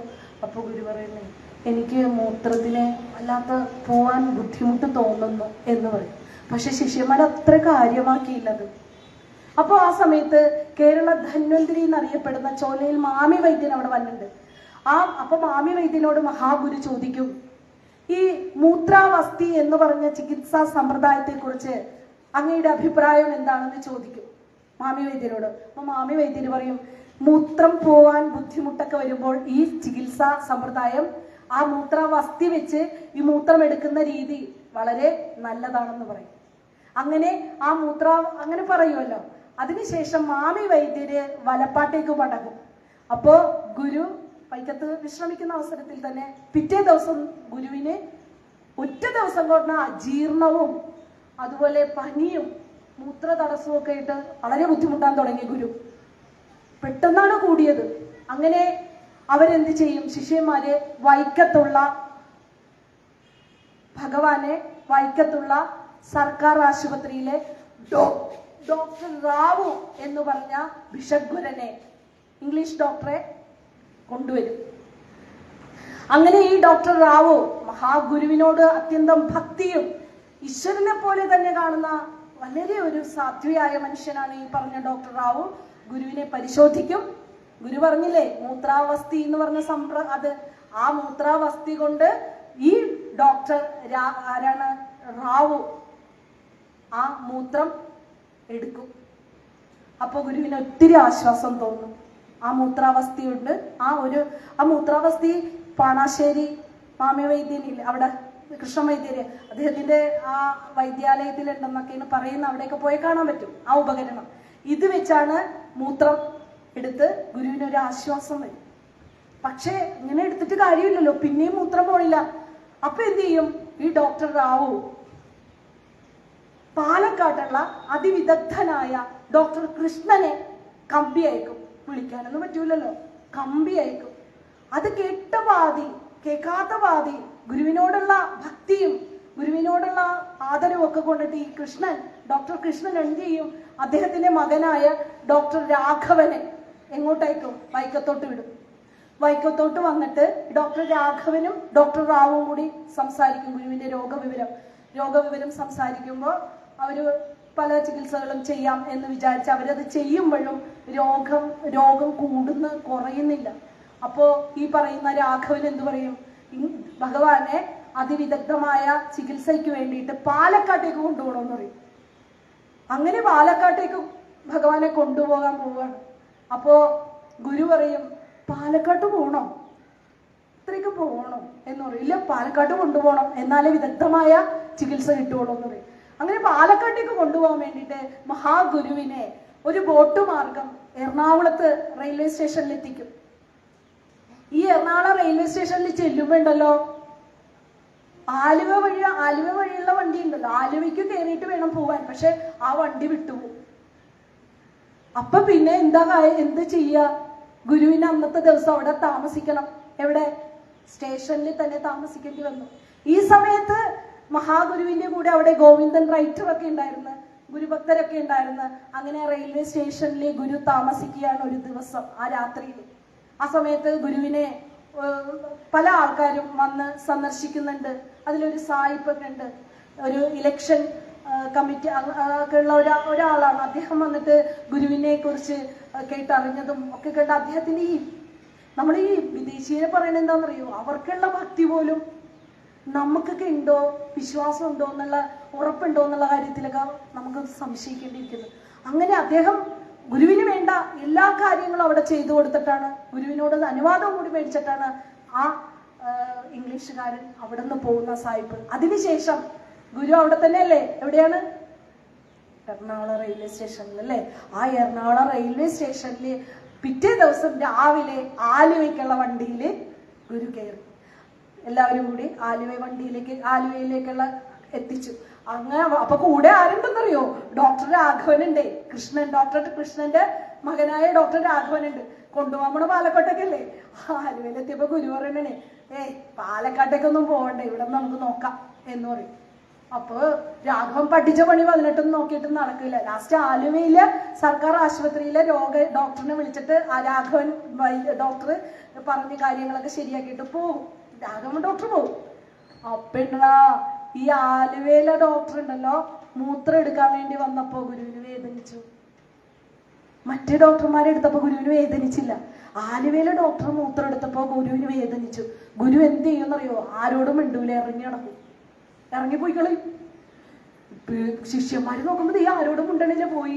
എല്ലാവരും കെട്ടും കിടക്കൊക്കെ എടുത്ത് ഗുരുവിന്റെ പുറകെ ഓടും. പോയത് എങ്ങോട്ടാന്നറിയോ? റെയിൽവേ സ്റ്റേഷനിലേക്ക്. ഇനി പോയച്ചാ മതി. അപ്പൊ ഗുരു അവിടെ പോയിട്ട് മിണ്ടാണ്ടിരിക്കണേ. ടിക്കറ്റ് ഒന്നും എടുത്തിട്ടില്ല, ഒന്നും ചെയ്തിട്ടില്ല. ടിക്കറ്റ് ഒക്കെ എടുത്ത് ട്രെയിനിൽ കയറും. കയറി കഴിഞ്ഞപ്പോ ഗുരു പറയും, അതെ നമുക്കിനി പോവേണ്ടത് എവിടെയാണ്? തൃശ്ശിവപേരൂരാണ്, തൃശ്ശൂര്. അവിടെ അങ്ങോട്ടേക്ക് അവിടെ ഇറങ്ങിയിട്ട് നേരിട്ട് പോകണ്ട പാലക്കാട്ടേക്ക്, അവിടെ ഇറങ്ങണമെന്ന്. അവിടെ എന്താണ്? അവിടെയാണ് മഹാഗുരുവിന്റെ തൃക്കരങ്ങളാൽ പ്രതിഷ്ഠിതമായ കൂർക്കഞ്ചേരി മാഹേശ്വര ക്ഷേത്രം. അവിടെയാണ് അദ്വൈതാശ്രമം. അവിടെയാണ് നമ്മുടെ രാമാനന്ദ സ്വാമികളുടെ സിദ്ധാശ്രമം.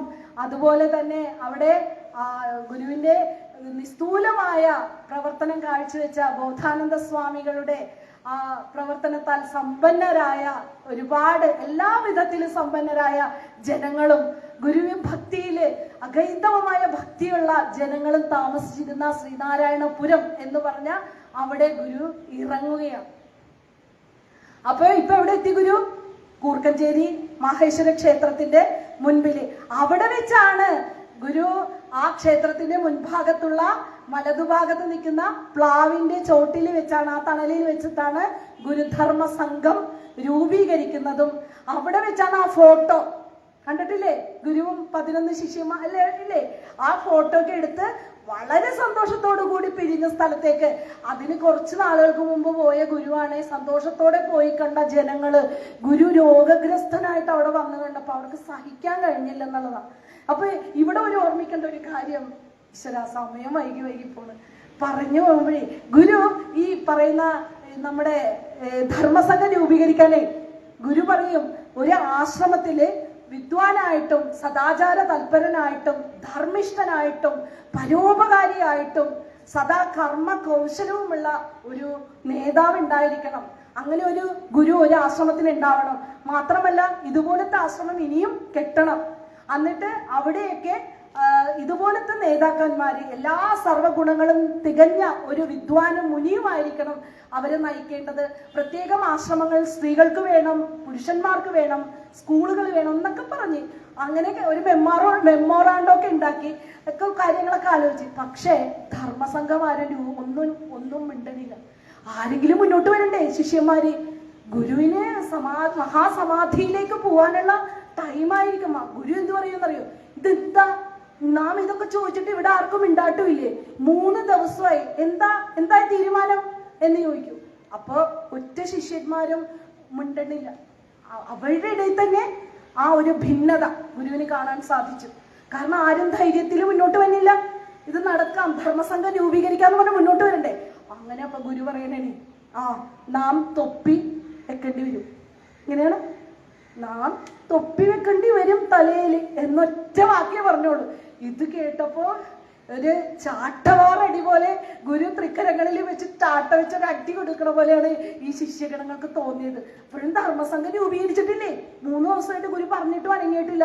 അപ്പൊ ഈ ശിഷ്യന്മാരുടെ മനസ്സ് ഗുരു ഒന്നും പറഞ്ഞിട്ട് വൈരാഗ്യം കൊണ്ടോ ദേഷ്യം കൊണ്ടോ അല്ലെങ്കിൽ കളിയാക്കി അന്നല്ല പറഞ്ഞ ഗുരു. പക്ഷെ ഈ ഒരു സിദ്ധ ഔഷധമായിട്ട് ഗുരു തീരുമാനിച്ചേക്കുന്നത് 11 അശ്വങ്ങളെ കൂട്ടിയിട്ടുള്ള ഒരു ഗമനമാണ് അല്ലേ.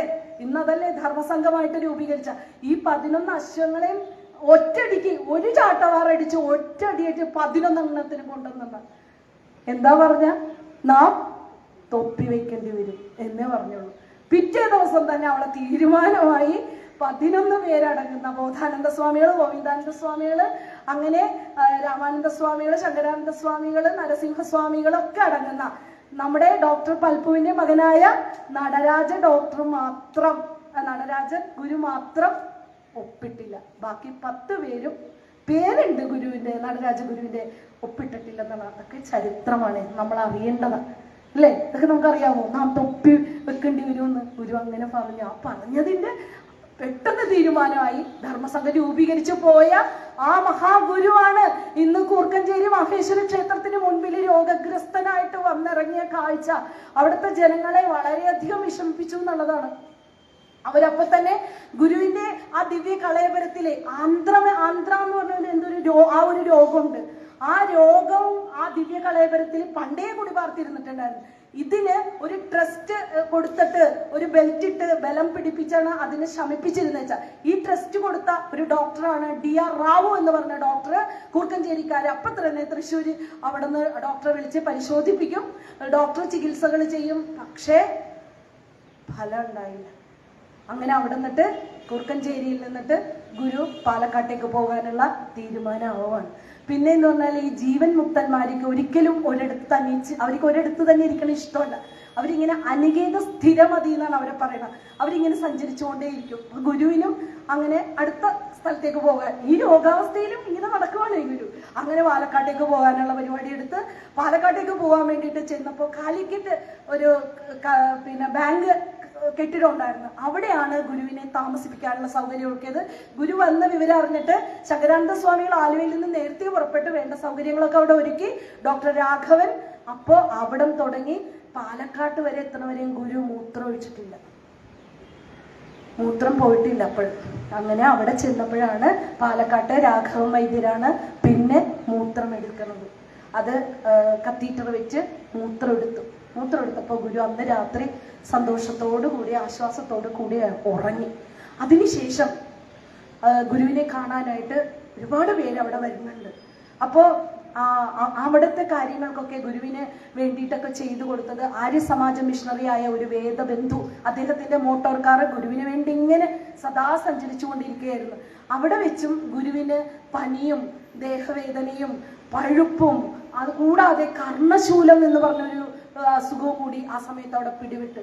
ഈ രാഘവൻ വൈദ്യ ഡോക്ടറുടെയും ഡോക്ടർ കൃഷ്ണന്റെയും നേതൃത്വത്തിൽ നടക്കുന്ന ചികിത്സാ സമ്പ്രദായം എല്ലാവർക്കും സമ്മതമായിരുന്നു, ഗുരുവിനും ഇഷ്ടമായിരുന്നു. പക്ഷെ ഇതൊന്നും അവിടെ പ്രവൃത്തിപഥത്തിൽ എത്തിയില്ല എന്നുള്ളതാണ്. പിന്നെ ഉടനെ തന്നെ ഗുരുവിനെ ഡോക്ടർ പണ്ടാല എന്ന് പറഞ്ഞ മദിരാശിയിലെ ഡോക്ടറെ വിളിച്ചു വരുത്തിച്ച് ഡോക്ടറെ കാണിക്കും. ഡോക്ടർ പറയും മദിരാശിയിലേക്ക് കൊണ്ടുപോകണം എന്ന് പറയും. അങ്ങനെ മദിരാശിയിലേക്ക് കൊണ്ടുപോകും. മദിരാശിയിൽ ഡോക്ടർ കോമന്റെ വസതിയിലാണ് ഗുരുവിനെ താമസിപ്പിച്ച് ഈ ഡോക്ടർ പണ്ടാലയുടെ ചികിത്സ തുടങ്ങുന്നത്. ആ ഡോക്ടർ കോമൻ അന്ന് മഹാഗുരുവിനെ നിത്യനിരന്തരം ശുശ്രൂഷിക്കാൻ വേണ്ടിയിട്ട് ഒരു ജൂനിയർ ഡോക്ടറെയും 2 യൂറോപ്യൻ നേഴ്സുമാരെയും വെച്ചിട്ടാണ് അവിടെ വെച്ച് പരിശോധിപ്പിച്ചിരുന്നത്. ഡോക്ടർ കോമന്റെ ഭാര്യയും മക്കളൊക്കെ ഗുരുവിന്റെ കാര്യത്തിൽ സശ്രദ്ധം എല്ലാ കാര്യങ്ങളും ചെയ്തു കൊടുത്തിട്ടും രോഗം കുറയുന്നില്ല. ഗുരു ശ്രമിക്കണില്ല എന്നുള്ളത് നമുക്കറിയാലോ. ഗുരുവിന് ഈ സമയത്ത് അവിടുന്ന് നമ്മുടെ SNDP-ക്കാര് നേതാക്കന്മാര് പറയും ഇനി ഗുരുവിനെ അവിടുന്ന് വീണ്ടും നമുക്ക് ശിവഗിരിയിലേക്ക് കൊല്ലത്തേക്ക് കൊണ്ടുപോകാൻ പറയും. അങ്ങനെ അവിടെ നിന്ന് ഗുരുവിനെ കൊല്ലത്തേക്ക് കൊണ്ടുവരും. അവിടെ നിന്ന് ശിവഗിരി മഠം ആ ട്രാവൽ ഗസ്റ്റ് ഹൗസിലേക്ക് കൊണ്ടുവന്ന് ഗുരുവിനെ അവിടെ താമസിപ്പിക്കും. അവിടെ പിന്നെ മാധു കുത്തകാരൻ എന്ന് പറഞ്ഞ അദ്ദേഹത്തിന്റെ വസതിയിൽ വെച്ച് ഗുരുവിനെ ഡോക്ടർ സാമുവൽ, ഡോക്ടർ നോബിൾ എന്ന് പറഞ്ഞ ഡോക്ടർമാരാണ് പരിശോധിക്കുന്നത്. ഇതൊക്കെ ഇത്ര പറയണേ എന്താന്ന് വെച്ചാല് നമുക്ക് കേൾക്കണ്ടേ ഇതൊക്കെ വിശുദ്ധരന്മാരെ മഹാഗുരുവിനെ എന്തൊക്കെ ചെയ്തെന്നറിയോ? അതിലൊക്കെ രസം എന്താണെന്ന് അറിയോ? നമുക്ക് വേഗം അവസാനിപ്പിക്കാം. ഇങ്ങനെ ഈ ബിഷഗ്വരൻ അവിടെ വെച്ച് ഇവര് ഡോക്ടർ സാമുവല് ഒക്കെ പരിശോധിക്കുമ്പോ കോട്ടയത്തെ കൊച്ചി രാജാവിന്റെ വൈദ്യനായ കാക്കനാട് മാമി വൈദ്യരും കൃഷ്ണൻ വൈദ്യരും പാണവള്ളി കൃഷ്ണൻ വൈദ്യരൊക്കെ ഉണ്ട്. അവരൊക്കെ നാട്ടുചികിത്സയൊക്കെ ചെയ്തിട്ടും രക്ഷയില്ല. ഈ സമയത്ത് അവിടെ ചാവർക്കോട്ടെ, നമ്മൾ നേരത്തെ പറഞ്ഞില്ലേ 2 പേര് കാണാമെന്നു പറഞ്ഞില്ലേ ഗുരുവിനെ, ചാവർക്കോട്ടത്തെ പ്രജാസഭാ മെമ്പറായ KR മാർത്താണ്ഡം വൈദ്യൻ നേരിട്ട് വന്ന് ഗുരുവിനെ അദ്ദേഹത്തിന്റെ ഭവനത്തിലേക്ക് കൊണ്ടുപോകും. അങ്ങോട്ട് ചികിത്സിച്ചോളാന്ന് പറഞ്ഞാൽ അവിടെ കൊണ്ടുപോകും. അവിടെ കൊണ്ടുപോയിട്ടും രക്ഷയില്ല. അവിടെ വസ്തിയല്ല, ഞാൻ കിഴി പ്രയോഗമൊക്കെ നടക്കുന്നുണ്ട്. ബോധാനന്ദ സ്വാമികളൊക്കെയാണ് കിഴിയൊക്കെ പിടിക്കാൻ നിൽക്കുന്നത്. മാമി വൈദ്യരൊക്കെ ഉണ്ട്. അവിടെ വെച്ചും രോഗത്തിന് കുറവില്ല.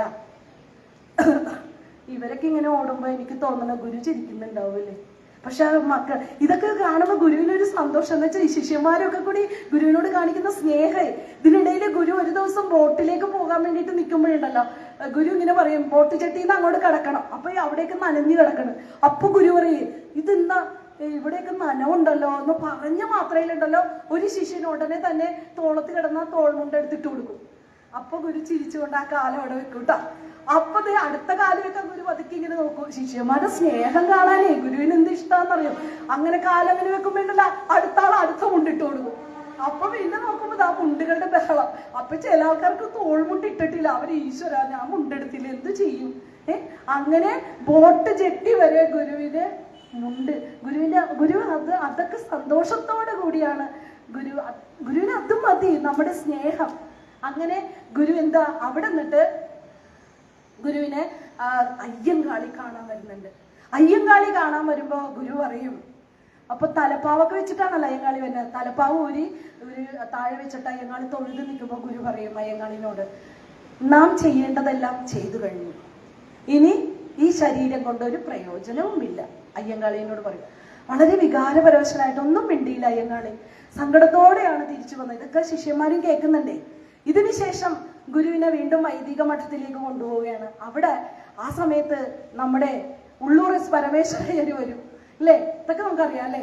ഉള്ളൂർ എസ് പരമേശ്വരയ്യര് വന്നിട്ട് പറയും, ഗുരു ആ സമയത്തൊക്കെ ഗുരുവിനെ കാണാൻ ഒരുപാട് രോഗ ശുശ്രൂഷക എല്ലാവരും അപ്പോഴും വരുന്നുണ്ടേ. എല്ലാവരുടെയും രോഗം മാറ്റി കൊടുക്കുന്നുണ്ടല്ലോ ഗുരു. ഈ കുറെ കാലം കൂടി അങ്ങ് ജീവിച്ചിരിക്കുമല്ലോ, അങ്ങൊന്ന് സങ്കല്പിച്ചാ പോരെ, ഒന്ന് സങ്കല്പിക്കണം എന്ന് ഉള്ളൂർ എസ് പരമേശ്വരയ്യര് പറഞ്ഞപ്പോഴും ഗുരു എന്തു പറഞ്ഞു? ശരീരമല്ലേ ഇത്, പോകാനുള്ളതാണ്. ഗുരു സങ്കല്പിച്ചില്ലെന്നുള്ളതാണ്. ഇതിനിടക്ക് ഗുരുവിന്റെ ഈ രോഗം അടിക്കടി കൂടി വരികയാണല്ലോ. അപ്പൊ ഗുരുവിന് വേണ്ട ചികിത്സയുടെ എല്ലാ ഇതുമൊക്കെ നമ്മുടെ ശ്രീനാരായണ സേവാശ്രമത്തിൽ നിന്നുള്ള ഗോവിന്ദാനന്ദ സ്വാമികളും ഒക്കെ ചികിത്സയ്ക്ക് വേണ്ടിയ പണങ്ങളും മറ്റ് ഭക്തന്മാരും ഒക്കെ, പൈസക്ക് ഒരു കുറവും വന്നിട്ടില്ല. അവിടെ എല്ലാം നടന്നുകൊണ്ടിരിക്കുകയാണ്. അപ്പൊ ഉണ്ടല്ലോ ഗുരുവിന്റെ പുറകിൽ നിന്ന് ഒരു നമ്മുടെ തീർത്ഥാനന്ദ സ്വാമികളുണ്ടല്ലോ, ശ്രീനാരായണ തീർത്ഥ സ്വാമികൾ, അദ്ദേഹം ധർമ്മതീർത്ഥ സ്വാമികളാണ്. ധർമ്മതീർത്ഥ സ്വാമികള് ഇതൊക്കെ കണ്ടിട്ട് സങ്കടപ്പെട്ടിട്ടേ, എന്റെ ഭഗവാനെ എന്തൊക്കെ ചെയ്യണുണ്ട്, പക്ഷെ ഒന്നും കുറയണില്ലല്ലോ, ഇനി ഗുരുവിന്റെ ആത്മശക്തിക്ക് വല്ല കുറവ് സംഭവിച്ചു കാണുമോ എന്ന് ചോദിക്കും. എന്നും മനസ്സിൽ പറഞ്ഞോളൂ. അപ്പൊ തന്നെ ഗുരു ധർമ്മതീർത്ഥരെ ഇതൊരു വിളിക്കും, എന്തോ മുന്നിലേക്ക് വരിക എന്ന് പറഞ്ഞു. അപ്പൊ വരുന്നു. അപ്പൊ പറയേ, ധർമ്മതീർത്ഥ നീ എന്താണ് പറയുന്നത്?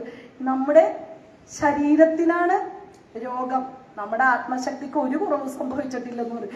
അത് കേട്ടപ്പോ തന്നെ വെച്ചു പോകും. വേഗം തന്നെ ഒന്നും പറഞ്ഞില്ലെന്നുള്ള രീതിയിൽ നിൽക്കും. ഇതിനുശേഷം ഗുരുവിനൊരു എക്കിള് വരും കേട്ടോ.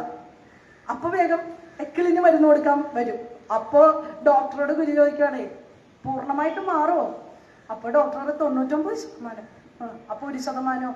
അപ്പൊ ഈ പറഞ്ഞ നേരത്തെ പറവൂർ വേശവ വേദാന്തി കുസൃതി ഉണ്ടല്ലോ, ആ പുള്ളിക്കാരൻ പറയും, എന്റെ ഗുരുദേവ എന്നും ഭഗവാൻ പറയണല്ലേ ഞങ്ങള് കേൾക്കണത്, ഈ 1% കയറി പിടിക്കല്ലേ, അത് ഞങ്ങൾക്ക് വിട്ടുതാ, എന്നും മരുന്ന് കഴിക്കണേ. ഗുരു കഴിക്കൂട്ടാ. പക്ഷേ രോഗം എക്കിളൊന്നും പോയില്ല. അപ്പൊ ഗുരു പറയും, ഇതാ അവിടെ ഒരു ഔഷധ ചെടിയുണ്ട്, അതിന്റെ ആ വേരിങ്ങാണ് പറിച്ചോണ്ട് പോവാ, എന്നിട്ട് അതൊന്ന് കലക്കി തരാൻ പറയും. അതങ്ങോട്ട് കുടിച്ചു കഴിഞ്ഞപ്പോ ഗുരുവിന് ഇത്രയേ ഉള്ളൂ. പക്ഷെ ഗുരു ആ മഹാപരിനിർവാണത്തിലേക്ക് മന്ദം മന്ദം മന്ദം സ്വയമേ തന്നെ അങ്ങോട്ട് അടുക്കുകയായിരുന്നു. അങ്ങനെ മഹാഗുരുവിന് രോഗത്തെ പറ്റിയുള്ള വിവരങ്ങള് ധർമ്മപത്രം റിപ്പോർട്ടിൽ വരികയാണ്. മഹാഗുരു വളരെയധികം ക്ഷീണിതനായി കാണപ്പെടുന്നു എന്ന് മാത്രമല്ല, മുമ്പത്തേക്കാളും രോഗശക്തി കൂടുതലായിട്ടാണ് കാണുന്നത്. ആസകലം രോഗത്തിന്റെ ഇത് കൊണ്ടിട്ട് മെലിഞ്ഞു, ഭക്ഷണം കഴിക്കാൻ അരുചിയുണ്ട് എന്നൊക്കെ പറഞ്ഞ് പത്രങ്ങളിൽ റിപ്പോർട്ട് വരികയാണ്. അപ്പോ മഹാഗുരു വളരെ ആനന്ദ തുന്തിലനായിട്ടാണ് പിന്നെ കാണപ്പെട്ടത്. മഹാസമാധിയിലേക്ക് പോവുകയാണെ. ഈ സമയത്ത് ഗുരു പറയും, ഭക്ഷണകാര്യത്തില് ഗുരു ശ്രദ്ധിച്ച് പോഷകാഹാരങ്ങളൊക്കെ നിർത്തിച്ച് ജീരകവെള്ളം, ചൂടുവെള്ളവും മാത്രം ഗുരു കഴിക്കാൻ തുടങ്ങി. ആ സമയത്തും ഗുരുവിനെ കാണാൻ ഇങ്ങനെ ശിഷ്യഗണങ്ങളും ഒരുപാട് പരാധീനക്കാരും ഒക്കെ ഭക്തന്മാരൊക്കെ വന്നുകൊണ്ടിരിക്കും. അപ്പോഴൊക്കെ കർശനമായ നടപടിക്രമങ്ങൾ അവിടെ ഉണ്ടായിരുന്നു. ഡോക്ടർമാരെ ഗുരുവിനെ കാണാൻ അത്ര അധികം അടുത്തൊന്നും എത്തിച്ചില്ല. പക്ഷെ ഗുരുവിന്റെ ആ പരിസര പ്രദേശത്ത് വരുമ്പോ തന്നെ അവർക്ക് വേണ്ടുന്ന എല്ലാ ശമനവും രോഗശമനവും ഒക്കെ ഇങ്ങനെ നടന്നുകൊണ്ടിരിക്കണേന്ന് ഗുരു അവരെ കാരുണ്യപൂർവ്വം കടാക്ഷിച്ചുകൊണ്ടിരിക്കുക.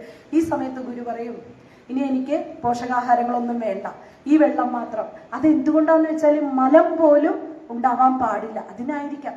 അതിനുശേഷം ഗുരു പറയും, മരണത്തെക്കുറിച്ച് ആരും മുൻകൂട്ടി പ്രവചിക്കരുതെന്ന് പറയരുത്. കാരണം അങ്ങനെ പറഞ്ഞാല് മരണം ഉണ്ടാവുന്നതിന് മുൻപ് അവിടെ ആൾക്കാരെല്ലാം തടിച്ചുകൂടി അവിടെ ബഹളം ഉണ്ടാവും. അപ്പൊ അതുകൊണ്ട് അത് നമുക്ക് പറയാൻ പാടില്ല എന്ന് ഗുരു പറയും. ഇതൊക്കെ ശിഷ്യന്മാർ കേൾക്കുന്നുണ്ട്.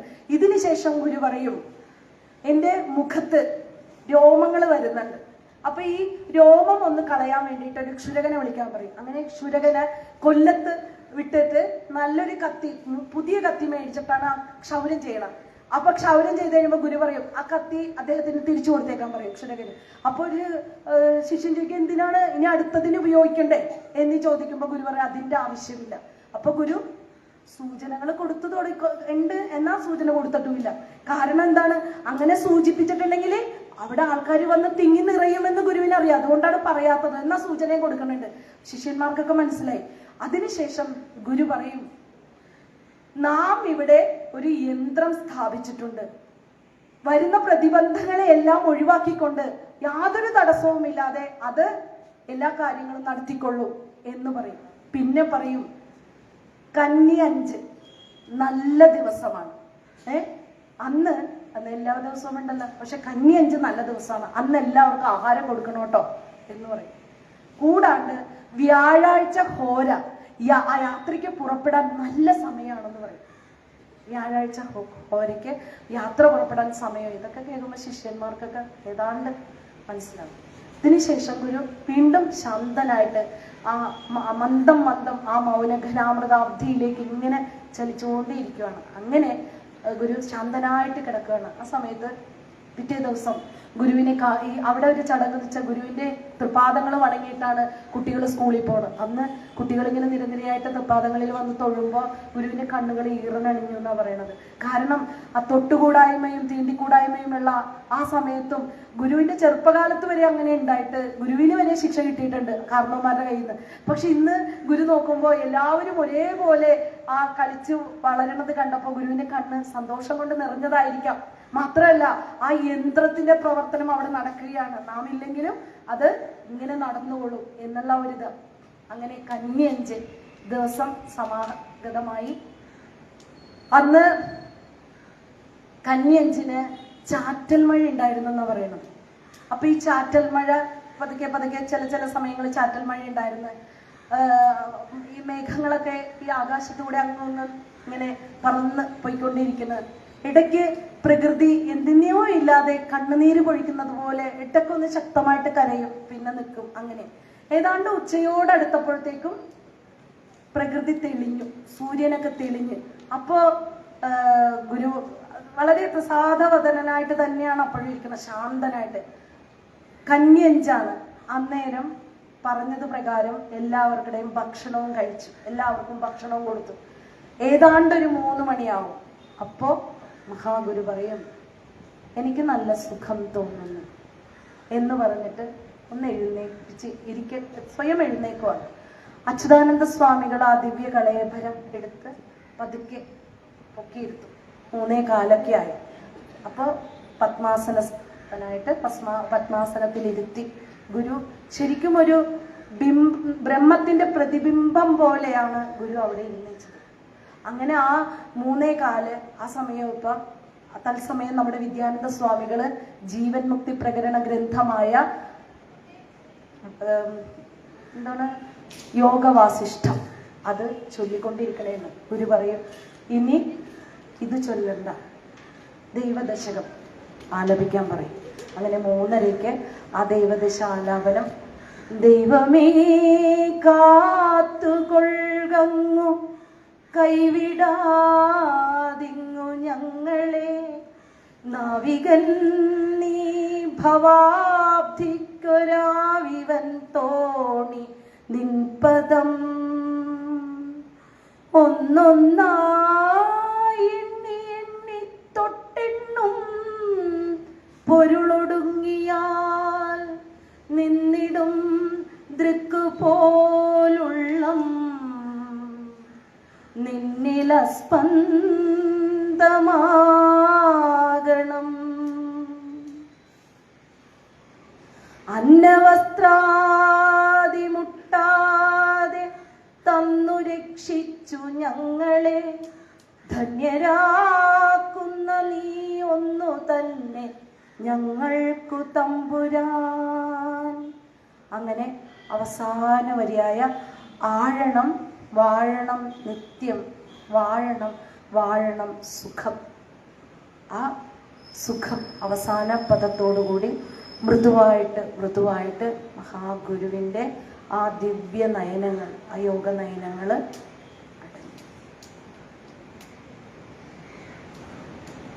ഇവിടെയാണ് മഹാസമാധിക്ക് കുമാരനാശാനും ഒക്കെ അല്ലേ,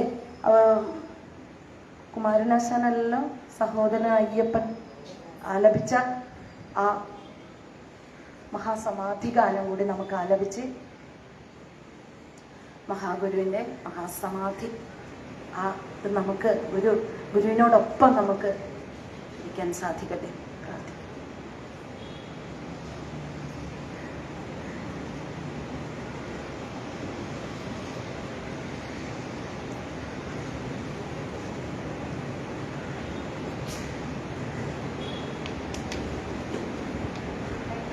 ഉണ്ടോ?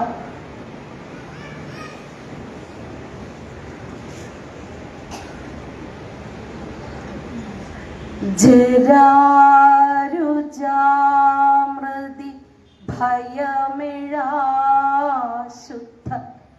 യശോ നിർവാണത്തെ അടഞ്ഞ സദ്ഗുരു, ജയനാരായണ ഗുരുസ്വാമിൻ ദേവ, ജയ ഭഗവാനേ ജയ ജഗദ്ഗുരു. തവ വിയോഗാർത്ഥി പരിതപ്തർഭവത് കൃതകപുത്രരാമനേക ലക്ഷങ്ങൾ ചൊരിയും ഒഴുകും കണ്ണീരാലുദകം വീഴ്ത്തുന്നു മലയാളക്കര മുഴുവൻ സദ്ഗുരു. മനോവിജയത്തിൻ തികവാൽ ദിവ്യമാം ഒളിച്ചിതറുമാ തിരുമുഖമിനി ഒരു നാളും ഞങ്ങൾക്കൊരു കണ്ണു കാൺമാൻ കഴിയാതായല്ലോ പരമസദ്ഗുരു. കൃപയും ജ്ഞാനവും ഫലിതവും കൂടും മധുര പാവന മനോജ്ഞവാണികൾ ചൊരിയുമാനാവ് തിരളാതായല്ലോ സഹിയും നെങ്ങിനെ പരമസദ്ഗുരു. ഗൃഹം വസ്ത്രം ദേഹം അശനമാശയം ഇതുകളിൽ ഞങ്ങൾ പരമശുദ്ധിയെ സ്വയമനുഷ്ഠിക്കാൻ പറയാതോതുമാ തിരുസന്നിധാനമലഭ്യമായല്ലോ. മതമേതായാലും മനുജൻ നന്നായാൽ മതിയെന്നുള്ളൊരു സ്വതന്ത്രവാക്യത്താൽ മതനിഷേധവും മതസ്ഥാപനവും പരിചിൽ സാധിച്ച പരമസദ്ഗുരു. ഭരതഭൂമിയെ വിഴുങ്ങും ജാതിയോടടരിനായി ഭവാനണി നിരത്തിയ വലിയ സേനകൾ പടനായകൻ പോയി വിഷമിക്കുന്നല്ലോ പരമസദ്ഗുരു. വിമലത്യാഗമേ മഹാസംന്യാസമേ സമതാബോധത്തിൻ പരമപാകമേ ഭുവന ശുശ്രൂഷ എഴുതാലും ഞങ്ങൾക്കെഴും നിദർശനം വിലയമാണ്ടുപോയി. ത്രികരണ ശുദ്ധി നിദർശനമായി പ്രഥിതമാം ഭവചരിതം ഞങ്ങൾക്കു ശരണമാകണേ ശരണമാകണേ ശരണമാകണേ പരമസദ്ഗുരു. ഓം ശ്രീനാരായണ പരമഗുരവേ നമഃ. കായേന വാച മനസേന്ദ്രിയർവാ ബുദ്ധ്യാത്മനാ വാ പ്രകൃതി സ്വഭാവ കരോമി യദ്യത് സകലം പരസ്മൈ നാരായണായേതി സമർപ്പയാമി. സർവം ശ്രീനാരായണായേതി സമർപ്പയാമി.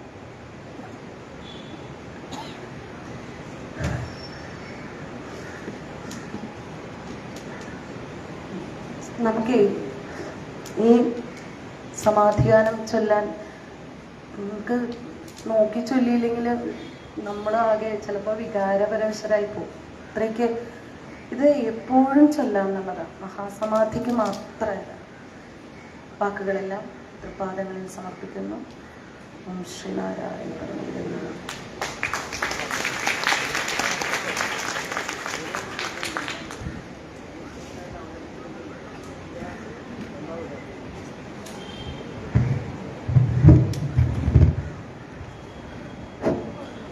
എല്ലാവർക്കും നമസ്കാരം. കഴിഞ്ഞ ഒരു മണിക്കൂറും ഏതാണ്ട് 1.25 മണിക്കൂർ സ്മിത ടീച്ചർ നമ്മളെ ഗുരുവിനോടൊപ്പം യാത്ര ചെയ്യിച്ചു. ഗുരുവിൻ്റെ അവസാന നിമിഷങ്ങളിലൂടെ വളരെ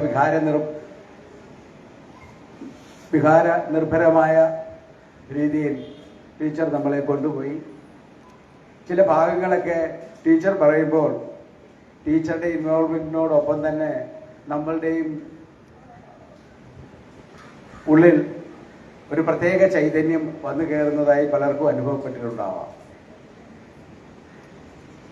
ഇത്ര ഭംഗിയായി ഗുരുവിനെ അവതരിപ്പിച്ച ടീച്ചർക്ക് നിങ്ങൾ ഓരോരുത്തരുടെയും പേരിൽ SNDPയുടെയും SNPCയുടെയും പേരിൽ ഞാൻ കൃതജ്ഞത അർപ്പിക്കുകയാണ്. ടീച്ചറെ പറ്റി പറയുമ്പോൾ കഴിഞ്ഞ ഏതാണ്ട് 1.5 വർഷമായി നമ്മുടെ കുടുംബ യൂണിറ്റുകളിലെ പരിപാടികൾക്കൊക്കെ വരികയും പല കുടുംബ യൂണിറ്റുകളിലും കുടുംബ യൂണിറ്റ് അംഗമല്ല നമ്മളിൽ ഒരാളായി ടീച്ചർ മാറിക്കഴിഞ്ഞു. ഇതിനിടെ നമ്മുടെ പ്രതാപൻ മാസ്റ്ററുടെ മുഖ്യ ശിഷ്യ കൂടിയാണ് ശ്രീമതി സ്മിത പ്രിയകുമാർ.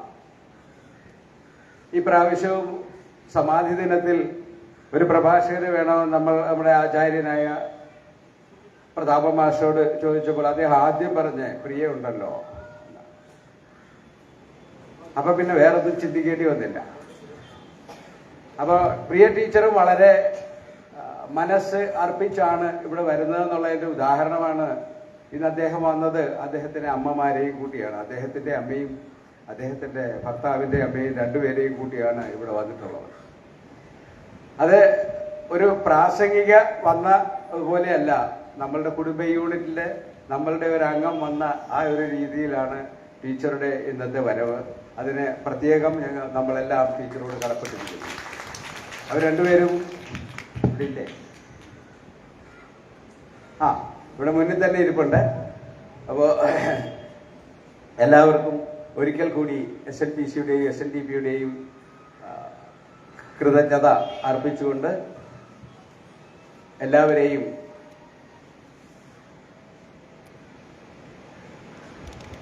ഗുരുദേവ ചരമ ദിനത്തോടനുബന്ധിച്ച് നമ്മൾ ചെയ്യുന്ന അന്നദാനത്തിലേക്ക് ക്ഷണിക്കുന്നു. സദ്യ നമ്മുടെ ഗുരുപൂജാ മന്ദിരത്തിൽ തയ്യാറാണ്. എല്ലാവരും സദ്യ കഴിച്ചിട്ട് പോകണമെന്ന് ഒരിക്കൽ കൂടി അഭ്യർത്ഥിക്കുന്നു. നന്ദി, നമസ്കാരം.